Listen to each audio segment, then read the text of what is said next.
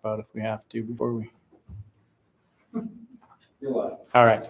I'll call the meeting to order. We'll start with the pledge.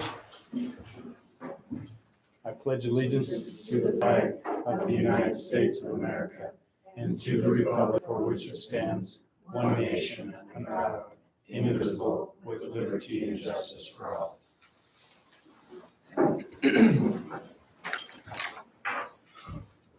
Okay, the board wants to provide ample opportunity for public comment on matters that come before us. Your input is important. If you wish to address an item already on the agenda, we ask that you do so when that item comes up for discussion. If you have a comment on a matter not on the agenda, this is the time during our meeting for such comments. The board would like to remind everyone in attendance that to avoid violations of individual rights of privacy, a member of the public wishing to address the board during this time will not be allowed to make comments about any student, staff member, or member of the general public. Does anyone wish to speak at this time? Mr. Schindel.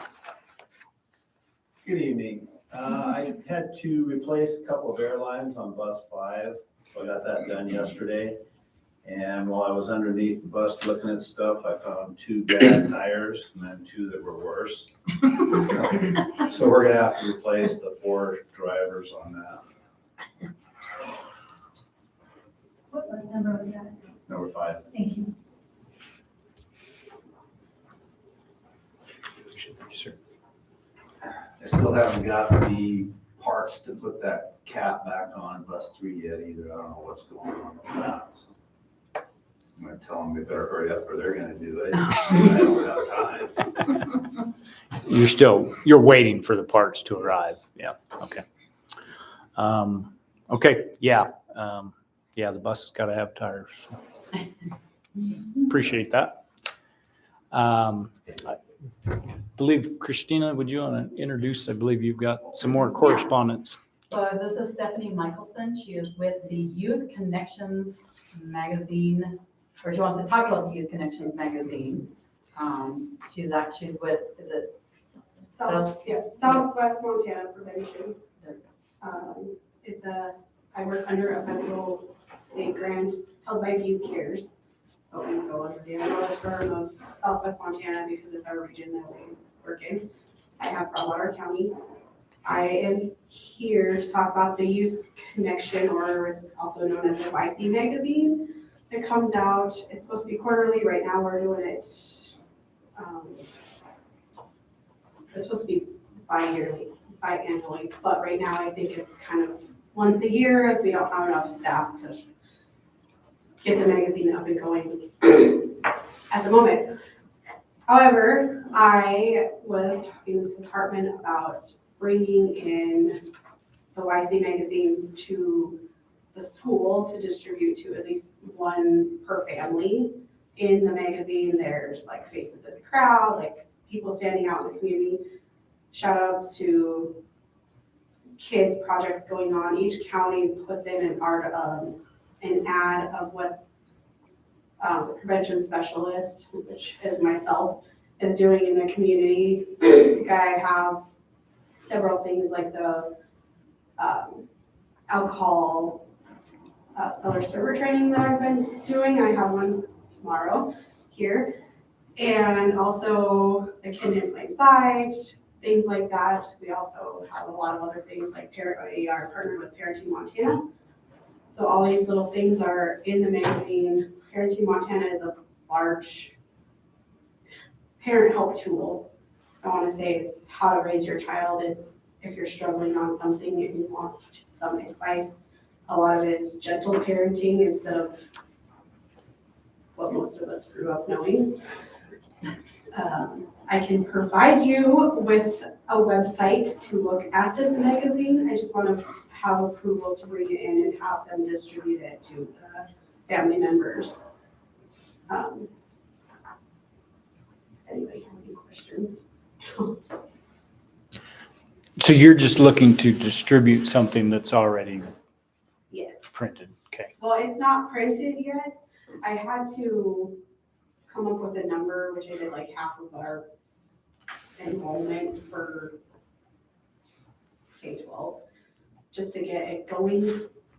And I don't have a release date yet, but I need to have it approved to bring it to the school to have it.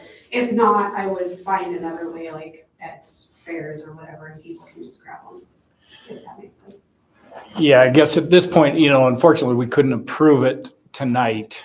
Okay.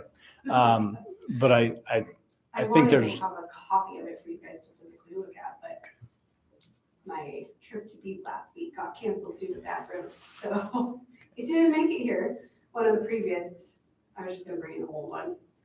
But there's a lot of good information for parents and kids in the magazine to.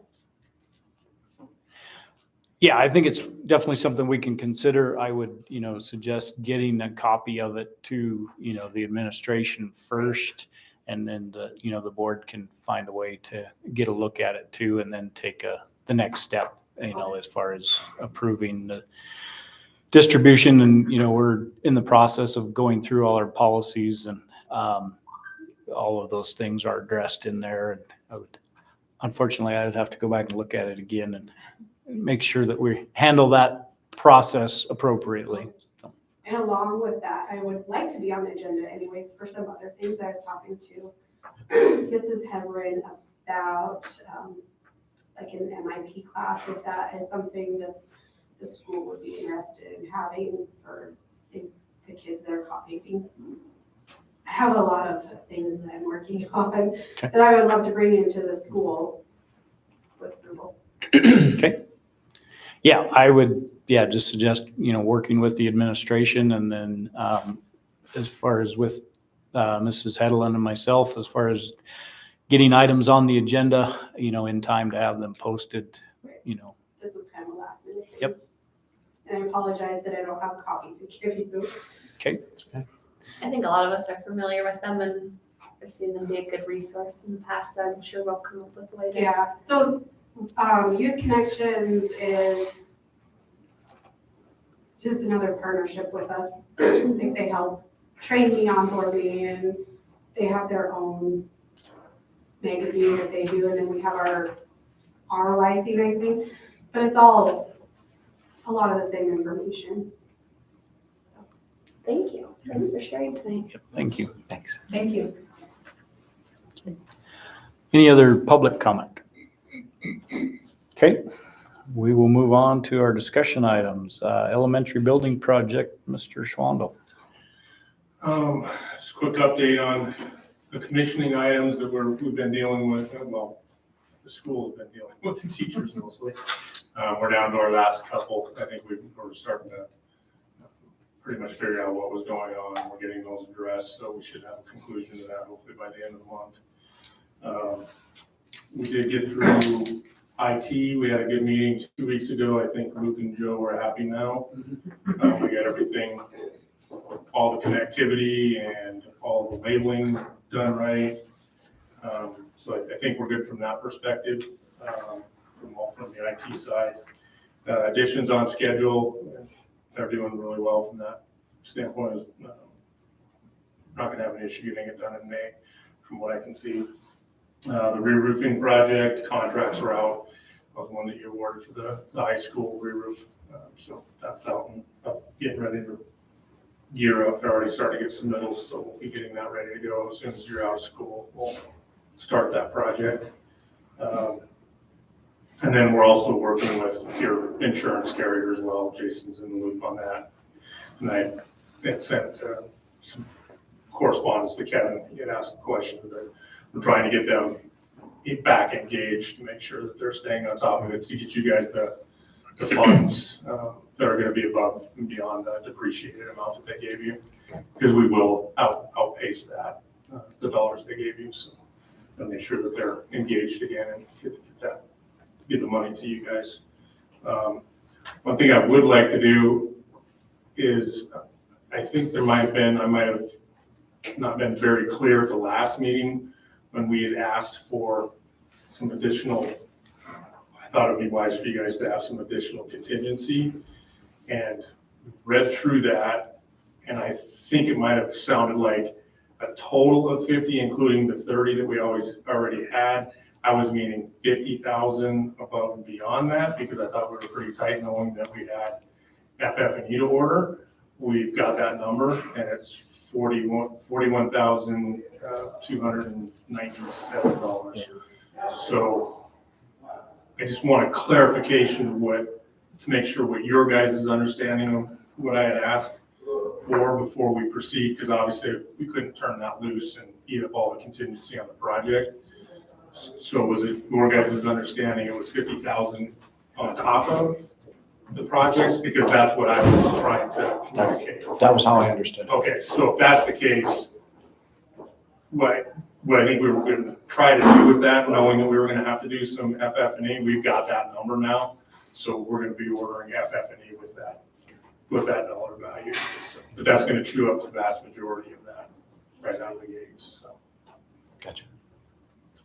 So yeah, just a little clarification. So that was the November meeting when we approved the addition for the 2 additional classrooms. We had a bunch of, furniture items that we had kept in storage from the original project. And we didn't know exactly what these new classrooms would be and what we were going to use them for. So we didn't budget for full furniture in that. But the board discussed, as Shane mentioned, increasing or having a little bit of a buffer in that number that we approved up to $50,000 for that as we got through there and identified what items. A couple weeks ago, Christina and Mr. Riddle went through and counted up what we had, teacher desks, student desks, figured out what we were short and what we needed. Now we've got that bid proposal, the $41,000, so that it is underneath what we, kind of tentatively budgeted for. So I think we're good. So. And I just wanted to make sure I didn't confuse how I was stating. Yeah. Yeah. And that's, Shane and I discussed this, and I went back and pulled up the minutes, and the way it got written down or maybe interpreted, maybe it looked like we wanted a cap of a 50,000, but that we needed $30,000 worth of contingency on the building and the construction itself. So the 50 was intended to be above and beyond the 30. To pick up. You're right. Because we can't take away the building, the construction contingency and use it all on furniture items, or we're going to be back asking for more money to do that. So either way, but so we're just, Just wanted to clarify. Make sure that you guys understood. If you guys understood, that's what I was asking instead of capping it. Okay. And things are going well. That contingency for the construction portion is doing well. And, hopefully we get to the end of it and there's a little bit left there that we can recapture as well. But we can't take that away from Dick Anderson at this point yet. Okay. Any questions or comments on the building project? Oh, just one comment. We were here late last week for board activity and negotiations and things like that. And I drove past the new addition at 9:30 at night, and the contractors were out Still working. putting up siding. So if weather cooperates and they have that kind of work ethic, we're going to plow through this thing rather quickly. So Yeah. that is appreciated. I like that kind of dedication. So We've had a good team. That's for sure. Dick Anderson's done very well, and their subs have done very well. We've been fortunate from our side, for sure. Very good. Thank you, Shane. Yep. Committee meeting reports. Yeah, so I just wanted to highlight some of the work that's been going on in committees. We've been very busy with our committees this year, addressing a lot of different work that's going on. So on February 28th, we had a curriculum committee meeting, and we went through the inventory that had been done on all of the curriculums, K12, and talked about areas of priority and a potential calendar moving forward. And I did reach out to each of the teachers that had talked about a need and asked them, and that we agreed with. So specifically in the areas like of health books that were from the early 2000s, some English language arts in the high school, and some of those areas that we had identified in middle and high school.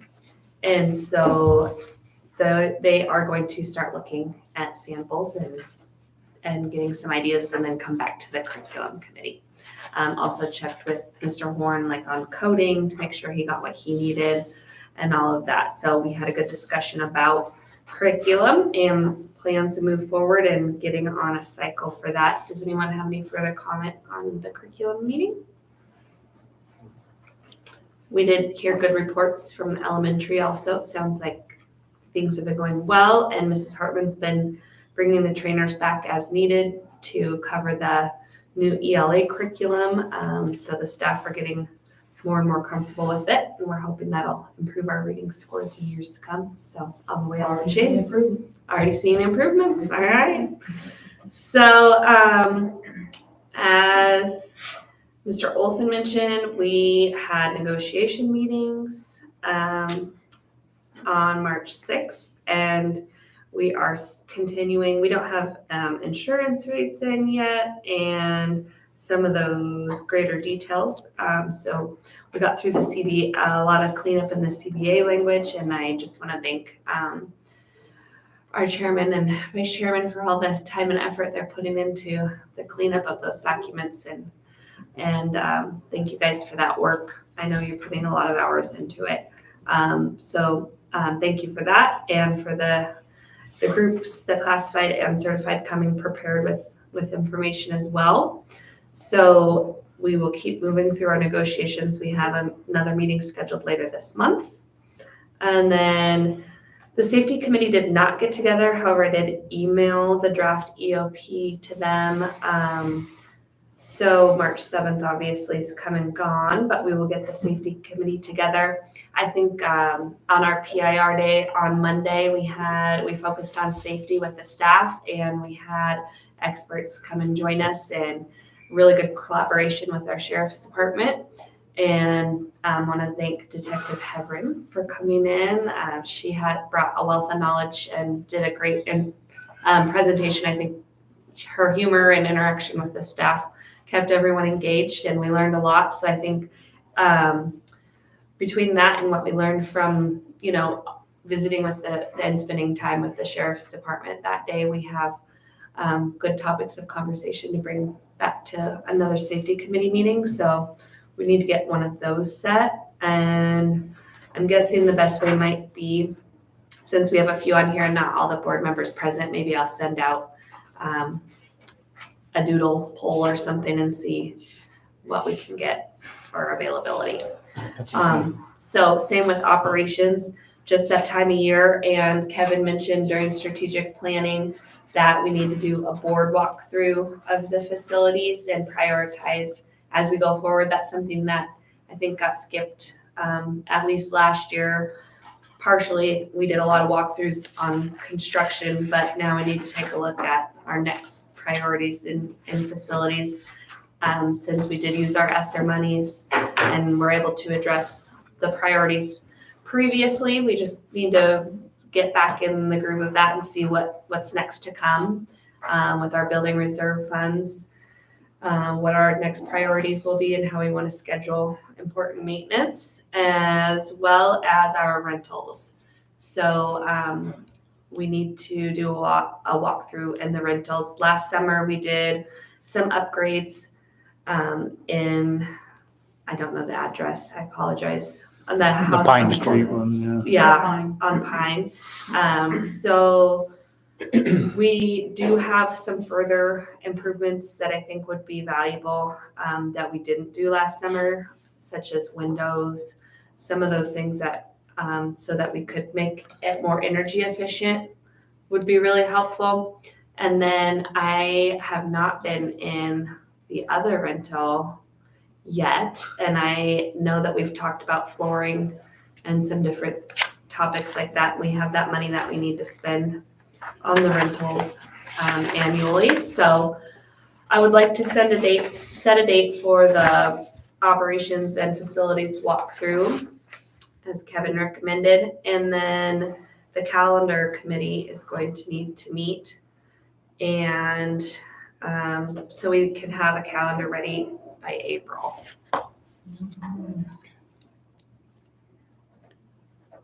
So those are all topics or dates that I can send out to the different committees with some options and see if we can get those set. Just wanted to touch base and make sure that everyone had those on their radar. We plan to get that work done this spring. And I'm excited about the progress we're making in safety and just want to keep the momentum and keep meeting and getting more done. We have the emergency operations plans drafted, but we also have a vacancy and communications plan to finalize. So evacuation, not vacancy. Okay, the other one I think we need to make sure we add would be the strategic planning meeting. We had the last one early March. Oh, yes, thank you. But the meeting next Monday night on the 20th, it's going to be a very important one for public input, teacher input, everybody that's a part of the school. We've been working on the goals, number 1 and 4, and specifically on looking at the different educational models that have been proposed and outlined, and there's been a lot of research done. Looking forward to the meeting, but it could potentially be a long meeting. The groups, there's 3 groups that kind of split up based on the schools, an elementary group, a middle school group, and a high school group, and working through the same questions, but just from the approach of the school that they're within. So those groups will each present the information that they have gathered and come up with through their groups, and then there will be a very open discussion. And this is where the public participation will be very crucial. I'd like to see as many people possible participate in that, because it will lead to some decisions that could be made in the very near future if Townsend Schools is going to change how we deliver education here based on how that has come about and been discussed through that strategic planning process. So that has been advertised in the paper. It's been on the website. So hopefully we get a good group of participation, and I appreciate all the groups, principals, and staff members that have been working diligently to get that information put together. Thank you. Sorry, do we have a location on that? Because in here is the book fair. We talked about the commons. Yeah, I think we probably should work, the commons would be the next most It logical. doesn't, all it says is, Oh, it it doesn't doesn't say. say where, it just Okay. says on here, so I just wanted. That's right, we did discuss that. Okay, Yeah. so, we'll need Honestly, if to we get a large turnout anyways, we probably will need a bigger area anyways. venue. Okay. Yeah, let's make sure we kick that out, that we will hold that in the commons area. Okay. And obviously, it'll take some planning with getting chairs. The tables are also. And we can Just do a use thrill those. share as we get, like maybe the day before to remind folks and things like that, so we can get the word out and make sure everyone has the location correctly. And we can just use the tables and chairs that are there. So. Okay. Yeah. Okay. I guess the only thing I'd add, the negotiations meetings, they've been good. The progress we've making with the 2 groups, and like Mrs. Hedlund said, we've focused mostly on the document itself. It's been through a lot of revisions over the years, and a lot of things that I don't think got completed and deleted and undeleted and put back together. And so we've been mostly just working on the language and making sure that the document says what everybody thinks it says and that we agree to that. And as we work through some financial things, we'll get down to, more of the salaries and the benefits and the insurance and those things that we're going to be getting some more information on here shortly. But those discussions have been going well, and it's a pleasure to work with people that want to be worked with, and it's been good. So. Okay. I guess that should be all the committees. Yep. Okay, you have the weighted classroom. Yeah, I didn't get any further comments from other board members that aren't here on that specifically. But we had been requested to add an agenda item to discuss having weighted courses for those higher level courses like dual credit or honors or those kinds of courses that can be offered in the high school. So Ms. Heverin has the pros and cons on that. And I did have the opportunity to talk to some of the high schools that do and some of the high schools that don't. And it's a pretty interesting conversation. It's a mixed bag for sure. Yeah. And, you know, you can actually see both areas of why, and even our, you know, our own staff has feelings both way, and it definitely would require like, you know, a lot more, a deeper dive, a deeper look. I'd actually like to know some of the, you know, history of why we don't, have we before? You know, we do have staff members on our, now that could probably highlight a lot of those things. So it would take some digging into. You know, one of the things that constantly comes up of, you know, how there are, like Ms. Hedlund said, some schools do, some schools don't. There's a million reasons why on both sides. And it actually came up, and I'll talk about a little bit more in my principal's report and some discussions we had this week as a high school. But, you know, one of the most common comments is that, you know, so how do you decide what is upper level and what's not? How, if you have a student, here's what always kind of struck me in conversations of, oh, that's a good point. If you have a student where music education is their thing, they're going to go to a college in music. Well, how, if those music classes aren't considered AP or whatever, for that student, that is an upper level class. That's leading toward their future of what the classes are going to want to take. Not all kids are going to take calculus. Or, you know, or what about advanced art in 3? Would that be a weighted class?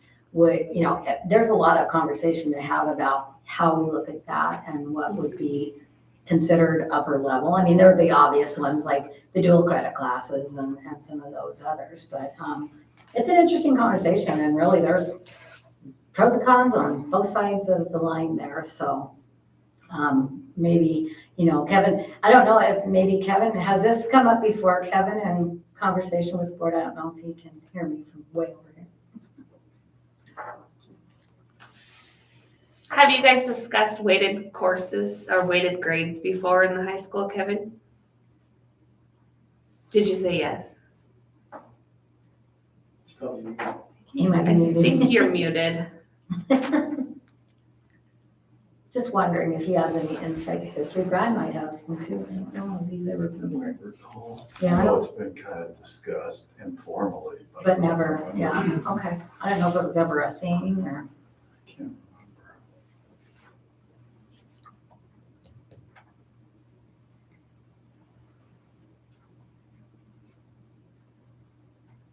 I definitely think it would be a good conversation to bring in, you know, school spatial counselor and, what's that? I've never heard of that. That's a spatial sound off. Does that matter?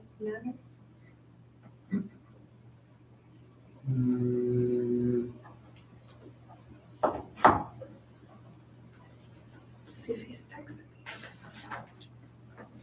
Ron, on this end, can you hear us? Ask him to blink. Mm-hmm. You heard that. Did not hear you. Kind of like smoke signals. Yeah, we'll do the hand vote. Sign language, Yeah, smoke I think it- signals. We'll have to do that. We can use phone from audio, we can do all kinds of different things. We'll just do a hand vote. He'll just have to Hand raise vote. his hand. Hand vote's what we're doing. Cool. Okay, good enough. Yeah, okay, so that'll be a future discussion, potentially, maybe you'll start in a committee or something and move up from Yeah, there. we would definitely want to involve the school counselors and, Yeah. I mean, there's a lot to look at if we're going to seriously look at doing that, so. Okay, Got it. very good. Any other discussion items? Okay, Moving on to consent agenda items, minutes and warrants. Looks like The only you get to question- move. Yeah, I can move that. I did have one question though. Seeing the payment to Dick Anderson, the, was posted as payment 24, is that payment for the new addition for those classrooms? Yes, it's the elementary extent, the phase 2, I guess. Yeah, okay. So I'm seeing that, yeah, it's not every day that you see a $500,000 expenditure, so, I wasn't sure mentally which one to put it to, so. Well, I mean, you'd have to look at the actual Yeah. pay app to know, because it could still be some carryover from the other stuff, because it is all one contract now. It was an amended contract, so it could be parts and pieces, still left from the library connector, yeah. Okay. All right, that, Mr. Chairman, I move that we approve the consent agenda items as presented. I will second that. And it's been moved and seconded to approve the minutes and warrants as presented. Is there any discussion? Discussion? Guess tell Kevin he's got to raise his hand. All those in favor, please raise your right hand. There he All is. right, there he is. All those opposed? Motion passes. Thank you. Okay, moving into the action items. Approve extension requests for annual leave. Okay, so as usual this time of the year, we take a look at excess vacation and notify the staff that have that and ask if they would like to put in for an extension so that they can use those days. And as you can tell by looking at our list here, it is folks that have been with us for a long time and just banked up their vacation, and we appreciate them being here at work so often, but we will encourage them to use their days as soon as possible. Mr. Chairman, I move that we approve the extension request for Wanda Moldenhauer, Teresa Connor, Jim Riddle, Thomas Graham, and Cynthia Wheeling as presented. I will second that. It's been moved and seconded to approve the extension requests for Wanda Moldenauer, Teresa Connor, Jim Riddle, Thomas Graham, and Cynthia Wheeling. Is there any discussion? Discussion?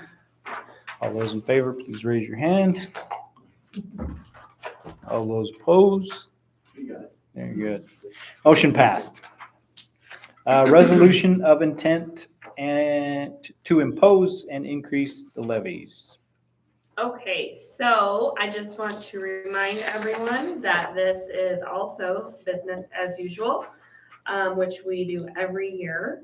And I greatly appreciate Casey and Pam working diligently together to get that done in a timely manner. So we are on time to meet all of our budget deadlines moving forward this year. This is our first step. So we are required by law to post this in the newspaper. And just want to remind folks that this is the greatest projection. So this is the most that could become of the taxes as being projected. And this is by using the state spreadsheet and calculations that we are required to use.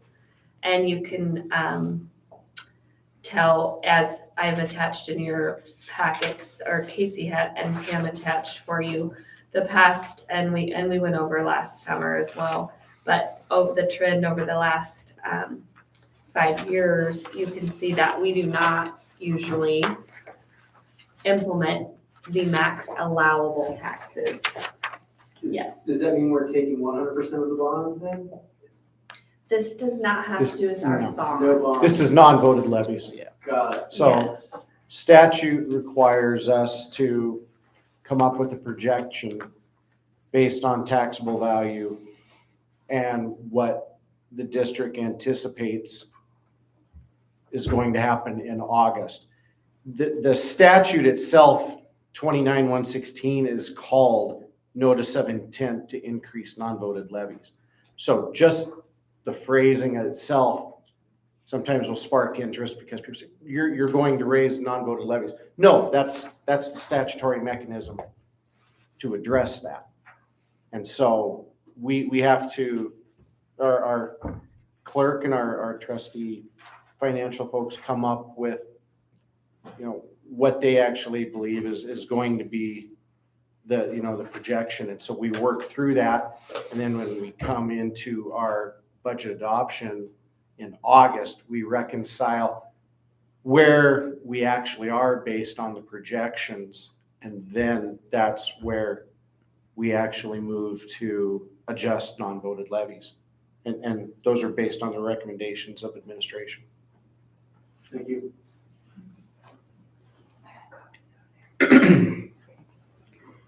All right, so when we talk about these non-voted levies, we have the many different categories. And one that you'll see that there's a large projected increase on is tuition, for example. That has to do with our students that have, so a couple different ways that it's used. So we calculate the tuition levy based on special education students that require additional services or equipment for us to maintain or staff for us to hire. And it also covers the tuition that we pay to institutions that students are attending or living at if they cannot be a general ed student, if we cannot meet their level of needs here at a public school, then we pay tuition for them to be served and get their education needs elsewhere. So that's one of the areas we see the biggest increase. Of course, transportation, the last couple of years has gone up with our increase in gas funds. Adult ed, we had quite a bit of carryover in the past, and we have not been asking for any funding in adult ed lately. However, we have ran a road bus program this year, which we'll talk more about later on. So we'll need to start thinking about in the future if we want to keep putting money into the adult ed program, or how long we can last on our reserves that were built up over COVID while we were not able to operate the program. Technology, we always need our technology, and that's one that's tricky where we need to levy the max amount or we can't in the future. So that's one that can be challenging and we need to keep up with, especially being a school where we have almost one-to-one technology except for our very little ones. So those are our projections. The main takeaway, and we'll put information together for Nancy Marks here with the newspaper, as well as our other media sources. We really want to make sure people understand that this is the max projection, which is what we're required to advertise. It does not mean that's what's going to be adopted. And if you look in years past, we do not generally adopt the max. And we will do our best to keep the taxes down, even on the non-voted levies. Anything to add? Ms. Williams, you did a lot of the work on this. Anything to add? Oh, I feel good. Okay, excellent. And Casey has put together some great documents using some of the state templates to talk about what a mill is in our county and all the mill values and a lot of just different information that folks who are interested in details on school funding and any of this can utilize, and she can give you lots of details on. So thank you for all your work on that. And I just recommend that we move forward with what we have created here as required by the state. Okay, thank you.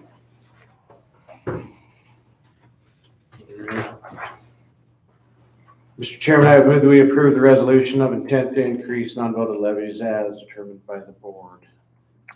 I will second that. It's been moved and seconded to approve the resolutions of intent to increase non-voted levies as determined by the board. Is there any discussion? Discussion? All those in favor, please raise your hand. All those opposed? Motion passed. Approve emergency operations plan. The draft plan is included in the packet. We worked together on that as a school safety team. We were pleasantly surprised that we were further along, thanks to the work of my predecessor and community members and principals. So we had a good start and we were able to add in the details on that. So the next step, the communications plan is pretty much ready to go in draft form as well.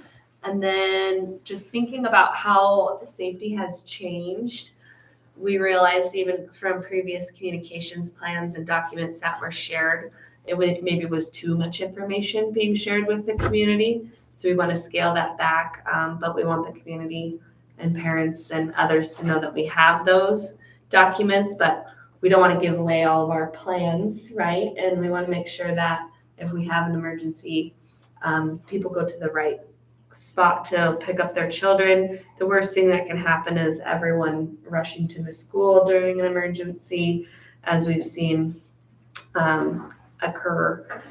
So we have learned a lot through this process and look forward to finalizing all these documents. A big one coming up is the evacuation plan, and then just making sure we implement everything we learned from all of our trainings and site assessments for next school year. So we'll have all the new numbering on the doors, the staff being badged. I was pleasantly surprised. I don't know about you principals, but we said, we'll move to badging next year, and no one seemed to have an issue with it. Everyone seemed to understand the importance and safety of that. So we'll have lanyards and IDs for all the staff to wear daily, and have all those things in place that we've been learning will help improve our school safety plan for next year. And I know it's been a little bit frustrating to some community members that we've locked, we've been working to have the school more secure, but I thank everyone for their patience on that, and hope that everyone appreciates that that's obviously to keep their students safe, and of course our staff as well. So you can always call to make an appointment and schedule that so we can make sure you can get in smoothly if you'd like to visit the school. Either that or you will be asked questions and vetted by the front office staff. So I would ask that we approve the emergency operations plan as it is presented in draft form. So, a couple of things. I was gonna say, we noticed a couple of things and forgot to tell you yesterday. Okay, Is that yesterday we looked at them? Yeah. Yesterday, yeah. Just on the signature page, it shows Brad as both the elementary and middle school. oh, principal, thank you. And Christina's not on there yet, so we probably want to get her on there. Yes. And then Christina was thinking that It is, I looked it up. Jeff is, right? Jeff isn't. Jeff Longlin is not the Broadwater Rotary contact anymore. So For we- president, it's Bill Canal. Okay. Thank you. I just went off of what was on. Oh, yeah. No. And sorry, Christina, we didn't catch that. Okay. So as amended with those edits, and if there are any other edits, That was all please we let saw. me know. Sorry about that. I meant to get that to you yesterday. No problem. All right, Mr. Chairman, I move we approve the emergency operation draft plan as presented. Second. It's been moved and seconded to approve the emergency operations plan as presented. Is there any discussion? Just one minor point, Mr. Chairman, is part of, our adoption of the emergency operation plan, and, as we, have moved towards, better securing our schools, how maybe an increase, a suggestion for Mrs. Hedlund, or maybe that and facilities, increase signage to that effect, if you don't have an appointment, getting that messaging out, through Infinite Campus, through Dojo, through, our signage, through all those other means, stressing the importance that, we are moving towards, a more secure facility and, like you said, if somebody were to show up, no appointment, expect to open up the school and come in and meet with you, have a meeting with Ms. Severin, that will be met with some resistance, for lack of a better term. So, I think that when we can put some signage out or we can get our communications out, and if that needs to come from the board, then so be it. But I do think that providing a clear message that it's not doing it to try to impede our citizens, our taxpayers, our stakeholders from engaging with the people that work for them. It's placing the children's safety over and beyond those Correct. kinds of things. So, Yeah, and I do appreciate we have hung up some language to that effect by the intercoms where folks have pushed the button, and we could make those signs more formal and official. But we did type something up to that effect. And I do want to thank the office staff. They're kind of the first line there, and they've done a great job of, requesting to look at a driver's license or ask those questions if they don't know the person. And for the most part, people have been great about it. That's good. I appreciate that. Thank you. Yeah. Any further discussion? Discussion? All those in favor, please raise your hand. All those opposed, motion passes. We're constantly swearing Kevin in. Yeah. We're volunteering for all kinds of stuff. Approve spring adult, approve spring adult education courses. Okay, so once again, we have an incredible opportunity for the community to take adult ed courses. That's what we were talking about with that adult ed funding. The instructors are paid, and we do also cover the cost of some materials. Sometimes there is also a fee depending on the level of materials required for the course. So pickleball is huge, and I think it's awesome that we have such a big following in Townsend, and I think a lot of that has to be credited to the folks that I don't want to say the last name wrong. Mr. Longley. Longley, thank you. When I look at it spelled, I can't see it. And the samples, they do an incredible job welcoming folks, and I'm excited. My family's recently taken up pickleball, so before I go to visit them in Coeur d'Alene next, I have Jeff said he'll get me ready. And then we had an incredible turnout at the book club this week. Or sorry, it was, which night was that? It was last week. That was on Thursday night. Last Thursday, the book club turnout was really great, and it's really neat to see the diversity of the folks attending book club. And Kate Ingalls and her, she's a team of folks that help her with that, and everyone takes turns picking up the books, and Nancy was there, and it was just a great turnout. We have some staff that participate, so some of these classes are really big, and some of them are new offerings, so take a look. I know there's a few that I'm really excited about personally, and I think it's also just a great showing to our connections with the community. A couple that I want to throw out for families and parents.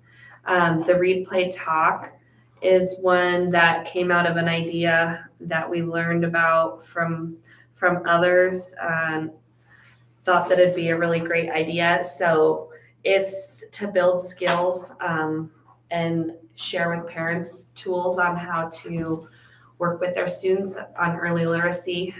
So like a pre-K, and ages 0 to 6, as it says.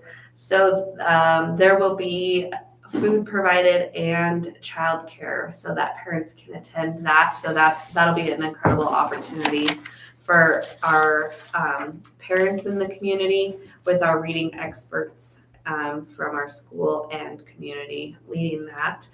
It's been really fun to work with all of them to organize that, and Terry's been really dedicated to help get all those ideas off the ground as well. And families will be provided with books, a nice book, which we got from Reading Leaves locally as well. So that'll be a great thing. And I hope parents take advantage of it.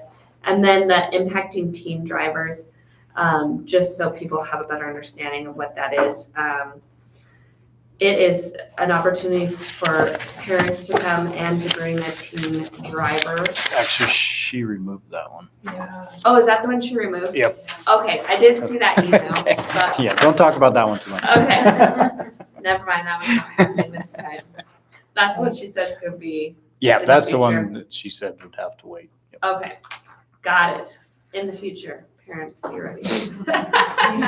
And then on the back of our form, you can see who participated in our courses last time, and it's pretty incredible. The gardening ones are huge.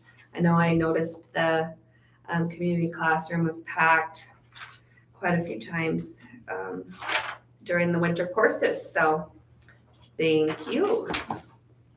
Mr. Chairman, I move that we approve the spring adult education course, I guess, as amended with the removal of the teen driver class.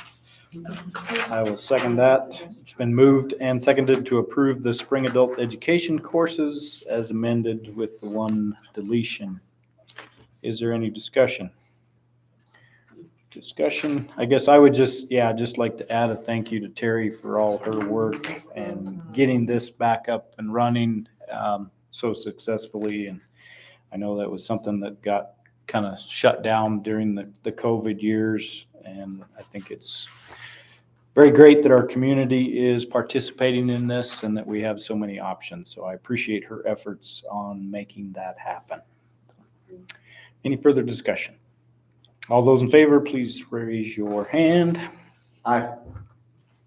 All those opposed? Motion passed. Approve high school MTDA summer courses. Yeah, so I want to thank Mr. Schnicken for typing up the information for you guys that's in your packet. And just talking about the increased opportunity that him and Mr. Odell would like to offer.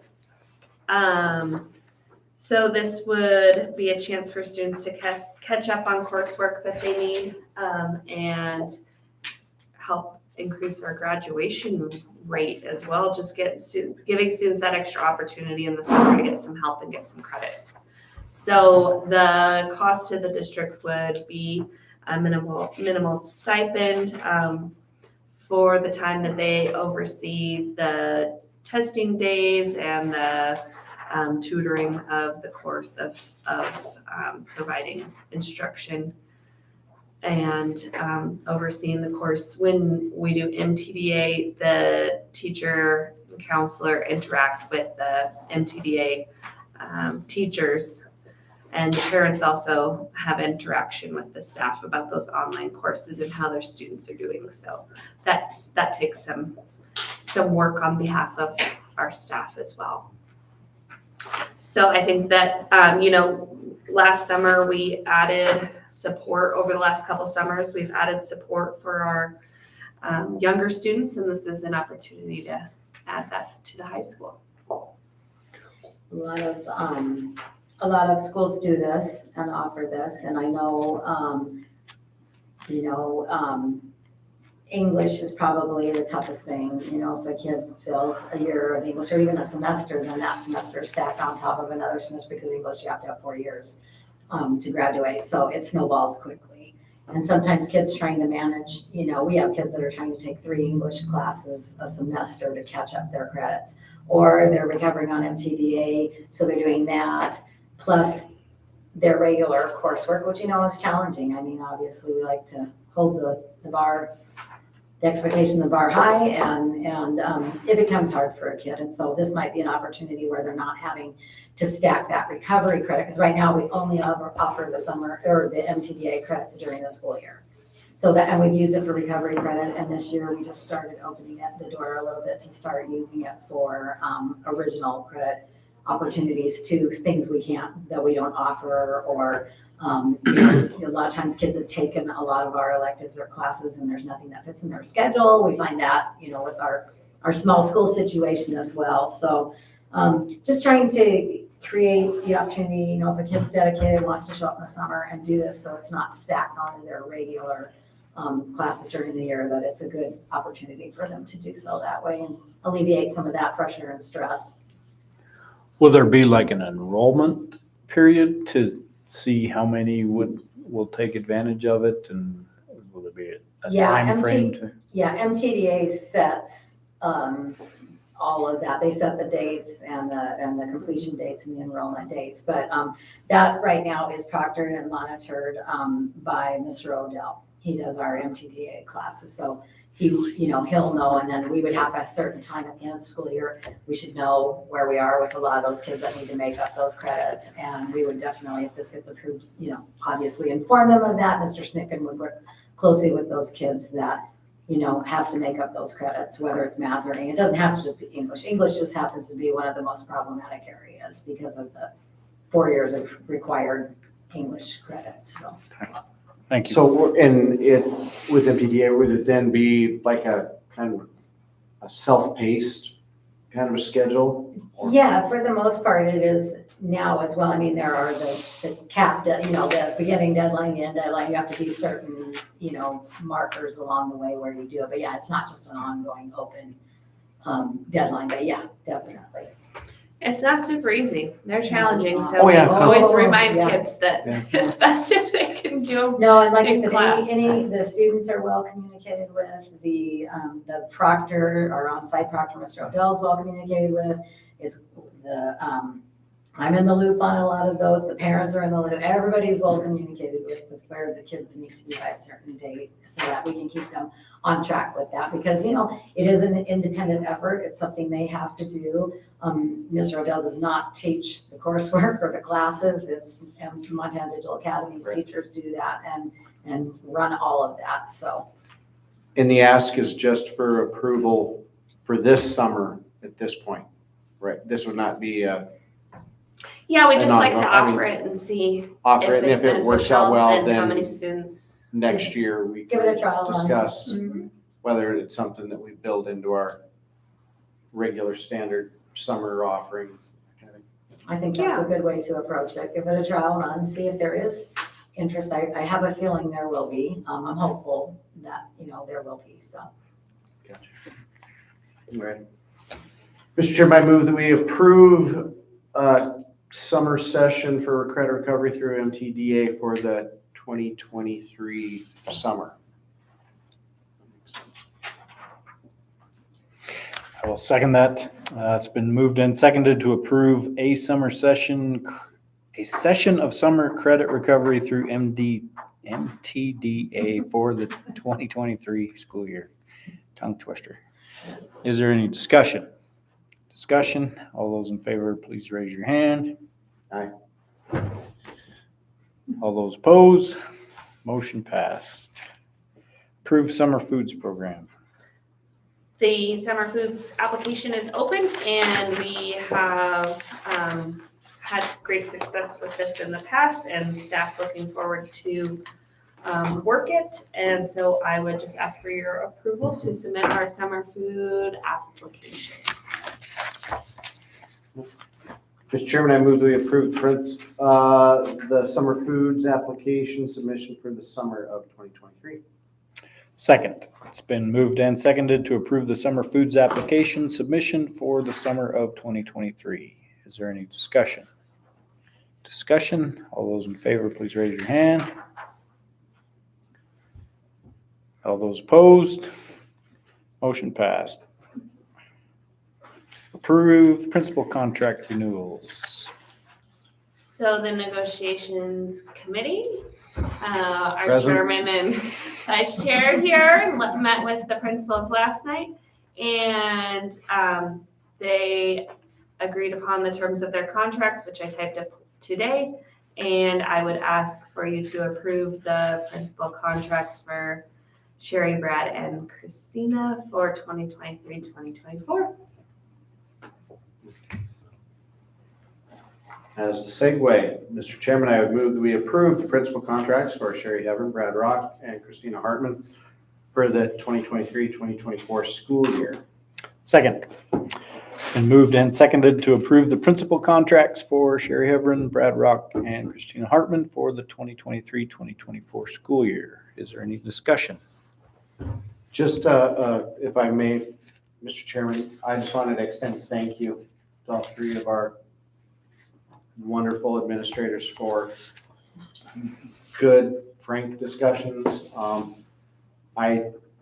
This was my first year on negotiations committee, and at least insofar as the district goes. And no, it was, a long evening, but it was, I believe, time well spent. And I think that honestly, I would like to see something, that might happen on a little bit more of an intermediate basis where we could sit down, whether, I don't know, maybe coffee and donuts could be involved or something along those lines, but, or cheesecake or something. But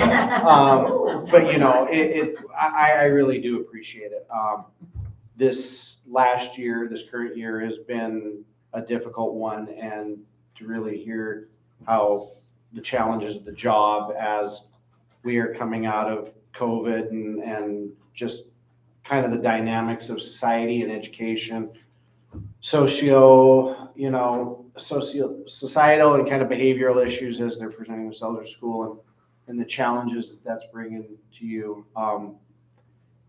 We hear that. I think that's something that's you always kind of pack in the back of your mind, and it's a pretty ready acknowledgement. But I really appreciate the discussion we had, and I think it was, I took a lot away from it, and I think it's changed my perspective a little bit on some of the challenges that you guys face. And I don't know, I guess, a little maybe inspired in some way to maybe see if there's something that, we can't do that, you've kind of presented to us through your challenges as we go forward in the next year. So I want to say thank you. It was an excellent experience by my part. Thank you for your time too. Yeah, We thank appreciate you. it. Thank you, Yeah. Mr. Chairman. You're welcome. I would just, add, we each month we hear from the principals on, the things they're doing within their schools, on, how it impacts the students and how it impacts the district. But the negotiations time is really an opportunity for the board to visit with them and more of a personal level. How is the job affecting them? And how are they affecting the job with their personal skills and all of that? And it's just it's a more in-depth conversation that, shouldn't probably necessarily take place, in a broad meeting and on a board meeting night. But it's really helpful for the board members to have that opportunity. And I have been on the committee for several years now and look forward to it and appreciate that privilege and the opportunity, and have always enjoyed the conversations that we've had, and hope that we've, as trustees, taken that information and tried to implement some of the changes that are necessary as we address, the changes of culture that we're facing in our community, the changes of culture that we're facing in education. And it's good to hear those on a little more personal level and be able to, have that direct and impact the district. So again, yes, appreciate your time. Thank Thank you. you, guys. Any further discussion? All those in favor, please raise your hand. All those opposed, same sign. Motion passed. Approved $300 stipend for paraprofessional hired in February. Okay, so we did a recruitment bonus to get paraprofessionals hired in February, and we had one join us during that time. So I would like to pay Megan Osborne the $300 for joining us at that time. I did get feedback and talk to our union about that, and in the future, we preferred that we pay everyone in that capacity if we're going to do a stipend. As we have done in the past, where we've used our ESSER funds, for example, to do an additional duty stipend. So I took that feedback to heart, and we talked about making sure we talked it through with the union if we got into a situation like that where we had a critical need area, and made sure that we were on the same page before offering that in the future. But obviously, we're gonna stick to our word and pay her $300 for coming on board while that was advertised. Mr. Chairman, I move that we approve the $300 stipend for Megan Osborne as paraprofessional. Second, it's been moved and seconded to approve the $300 stipend for Megan Osborne, who was hired as a paraprofessional. Is there any discussion? Discussion, all those in favor, please raise your hand. Aye. All those opposed, motion passed. Approve consideration of recommendation to terminate. Okay, so on this one, I just want to request that the board move to approve the termination of the probationary classified employee without cause. Mr. Chairman, I move that we approve the termination of the probationary classified employee without cause as presented. Second, it's been moved and seconded to approve the termination of probationary classified employee without cause as presented. Is there any discussion? Discussion, all those in favor, please raise your hand. Aye. All those opposed, motion passed. Approve records disposal. Okay, so this is another item of housekeeping that we do regularly, and I just want to thank the awesome ladies in the office for keeping up on the records disposal. We're cleaning things out and getting organized and getting rid of records that we no longer need. So thanks to Pam, Casey, and Donna, and anyone else who might have joined in that process. And thanks for the organized document noting the records that are up for removal. So please approve the records disposal. Quick question, with these kinds of records, is it part of our retention schedule that at the end of the period, we have to offer them up to RIM or offer them up to the Historical Society for archive? We do place a call into her and, I mean, Jody usually says, no, I have no room. yeah, Go ahead and get rid of them, but you know. it's just a phone call now instead of a Okay. letter or anything. Good. That's all she requires is a reach out, so. Right. Records retention is a very important part of what we do, and I mean, it amazed me what piqued the interest of the Historical Society from a retention perspective, and that dynamic has changed a little bit, I guess, with the fact that they don't have the room and they're lacking a little bit in personnel to process that, to archive it and all that kind of thing. But I didn't know with something like this, what kind of historical value they saw in it. Yeah, this would be, these are confidential records, they are personnel files. So the likelihood of her taking any of them is Good enough. I appreciate that. slim. Mr. Chairman, I move that we approve the disposal of records as presented. Second, it's been moved and seconded to approve the disposal of records as presented. Is there any discussion? Discussion, all those in favor, please raise your hand. Aye. All those opposed, motion passed. Approve close-up trip to Washington DC and New York City soon. Yep, Very soon. and you guys already discussed this at the last meeting, Yep. and we just wanted to present you with the letter and get formal approval. Yeah. Mr. Chairman, I move that we approve the close-up trip to Washington DC and New York scheduled for March 18th through 26th, 2023. Second, it's been moved and seconded to approve the close-up trip, March 18th through 26th of 2023 to Washington DC and New York City. Is there any discussion? Discussion? All those in favor, please raise your hand. All those opposed? Motion passed. Looking forward to it and excited. Yeah, I bet. Approve 2 retirement incentives. We have 2 retirement incentives to provide as the board agreed upon, and those will go to the most senior, according to our seniority list of years of service to the school district. So I would, and we had 3 total, but we followed the rules and regulations of how we provide and offer the retirement incentives. So I would ask that the board approve those for Pete Robichon and Janelle Robichon at $15,000 each. Mr. Chairman, I move that we approve the retirement incentives of $15,000 each for Pete Robichon and Janelle Robichon. Second, it's been moved and seconded to approve the retirement incentives of $15,000 each for Pete Robichon and Janelle Robichon. Is there any discussion? They will be missed. Thank you, Mr. Robichon. Thank you, Mr. Robichon. We appreciate your service. Just gonna say it's kind of an end of an era, and they both are fantastic and will be greatly missed. We appreciate everything they have done for our students and staff and schools. So.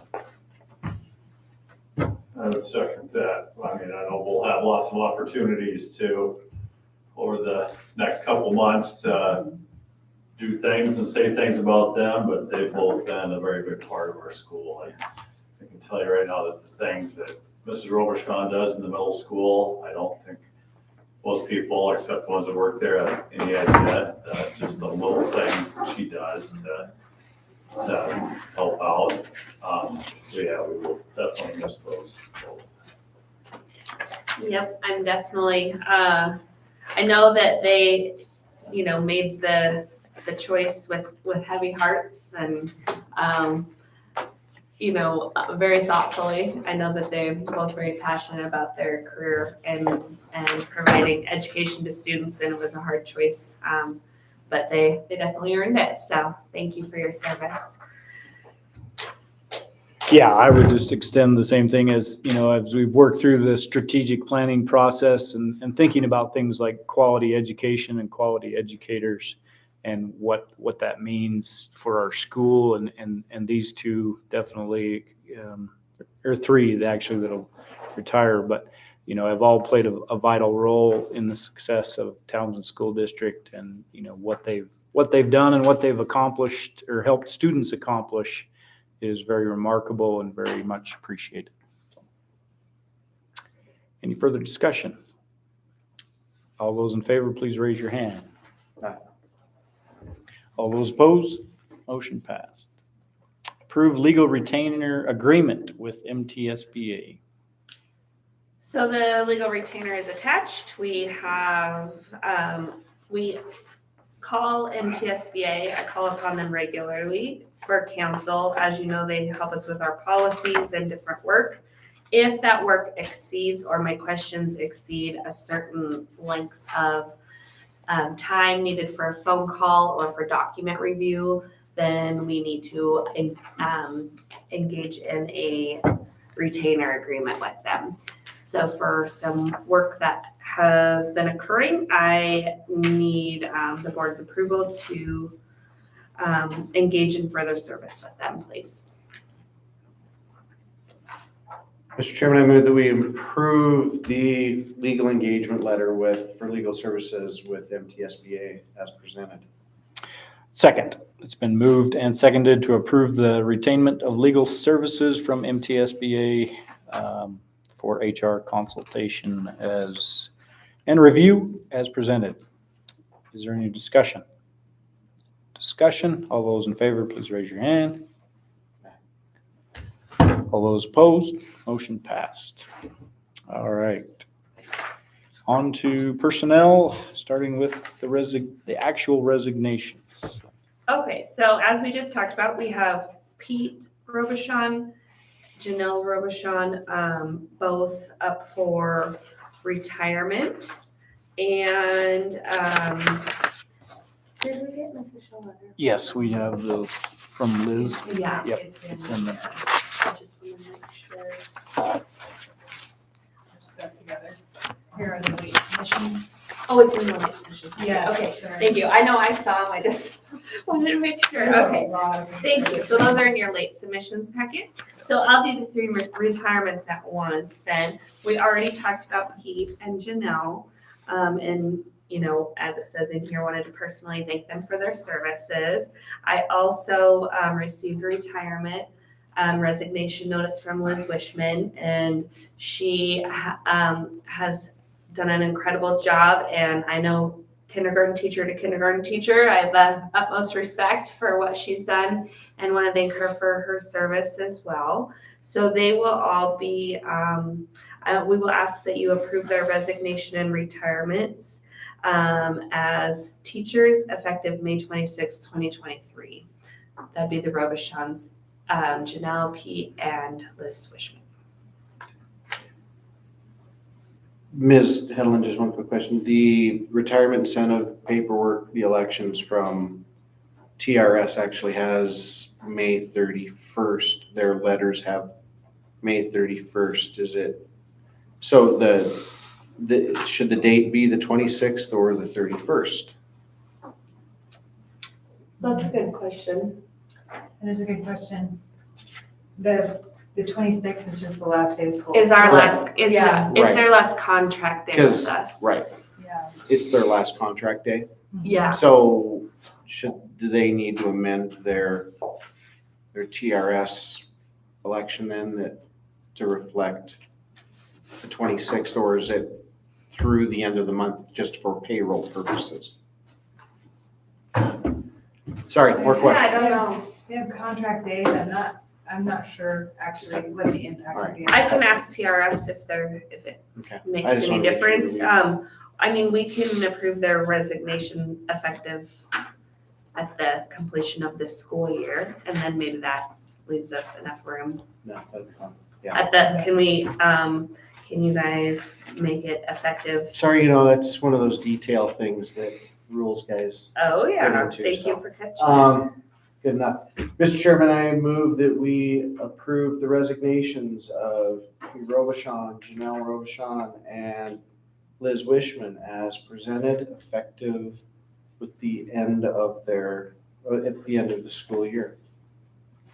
Second, it's been moved and seconded to approve the resignation retirement of Pete Robichon, Janelle Robichon, and Liz Wishman, effective the end of this school year. Is there any discussion? Discussion? All those in favor, please raise your hand. Aye. All those opposed? Motion passed. We got the, Yeah, so Submit. Carson Sangre submitted her resignation from the after-school program. If you would approve that, please. So moved. it's been moved and second, excuse me. Moved and seconded to approve the resignation of Carson Sangre from the after-school program. Is there any discussion? Discussion? All those in favor, please raise your hand. All those opposed? Motion passed. John Odell's. Okay, Mr. Odell would like to pass on the wrestling Torch. position. Yes, the torch. He said that he thoroughly enjoys it, and as he did last year, said he would commit to continuing if we cannot find somebody, but he would like to get new energy and blood in the program. And I know we have a thriving little guys wrestling, and it's a big deal in Townsend and our community here. So hopefully we can get some interest and relieve him from those duties. So please approve his resignation at this time. Now, just as a point of clarification, we have 75 kids in little guy wrestling about 5 blocks down that way. It's crazy So in there. before they get old enough to torment Mr. Odell, I can see why he's offering up his resignation. Thank you with that. It's fun to watch. Mr. Chairman, I move that we approve the resignation of John Odell as high school wrestling coach. Second. It's been moved and seconded to approve the resignation of John Odell as high school wrestling coach. Is there any discussion? Discussion. All those in favor, please raise your hand. All those opposed? Motion passed. All right. Employment, long-term substitute. Okay, so Lisa Campbell has been helping us out as a substitute and stepped into a long-term position. So I would ask that we hire her on as a long-term sub and increase the rate to $105 as well as backdate that from the time that she stepped in to fill this void for us. Mr. Chairman, I move that we approve Lisa Campbell as long-term sub at the rate of $105 an hour, backdated to the time of employment. It's per day. $105 per day. Thank you for the clarification.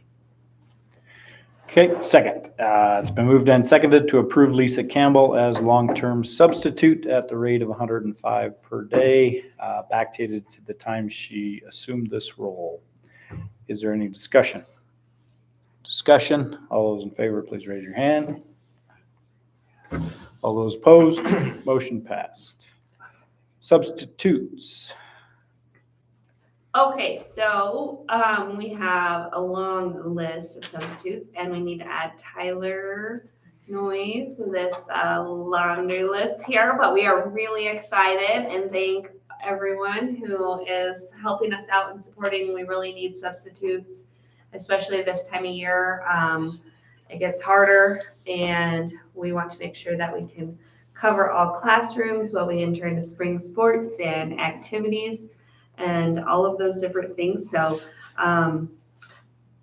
we have Lois Wolstad, Andrew Kasperite, Tracy Jomon, Catherine Williams, and Tyler Noyes. So I would ask that you approve the substitutes as presented pending background checks. Mr. Chairman, I couldn't have said it any better. No, I couldn't have. No, I moved that we approve the hire of Lois Wolstad, Andrew Kasperite, Tracy Jomon, Catherine Williams, and Tyler Noyes as substitute teachers for the 2022-2023 school year, pending background check. Second. I'm not going to read the list again.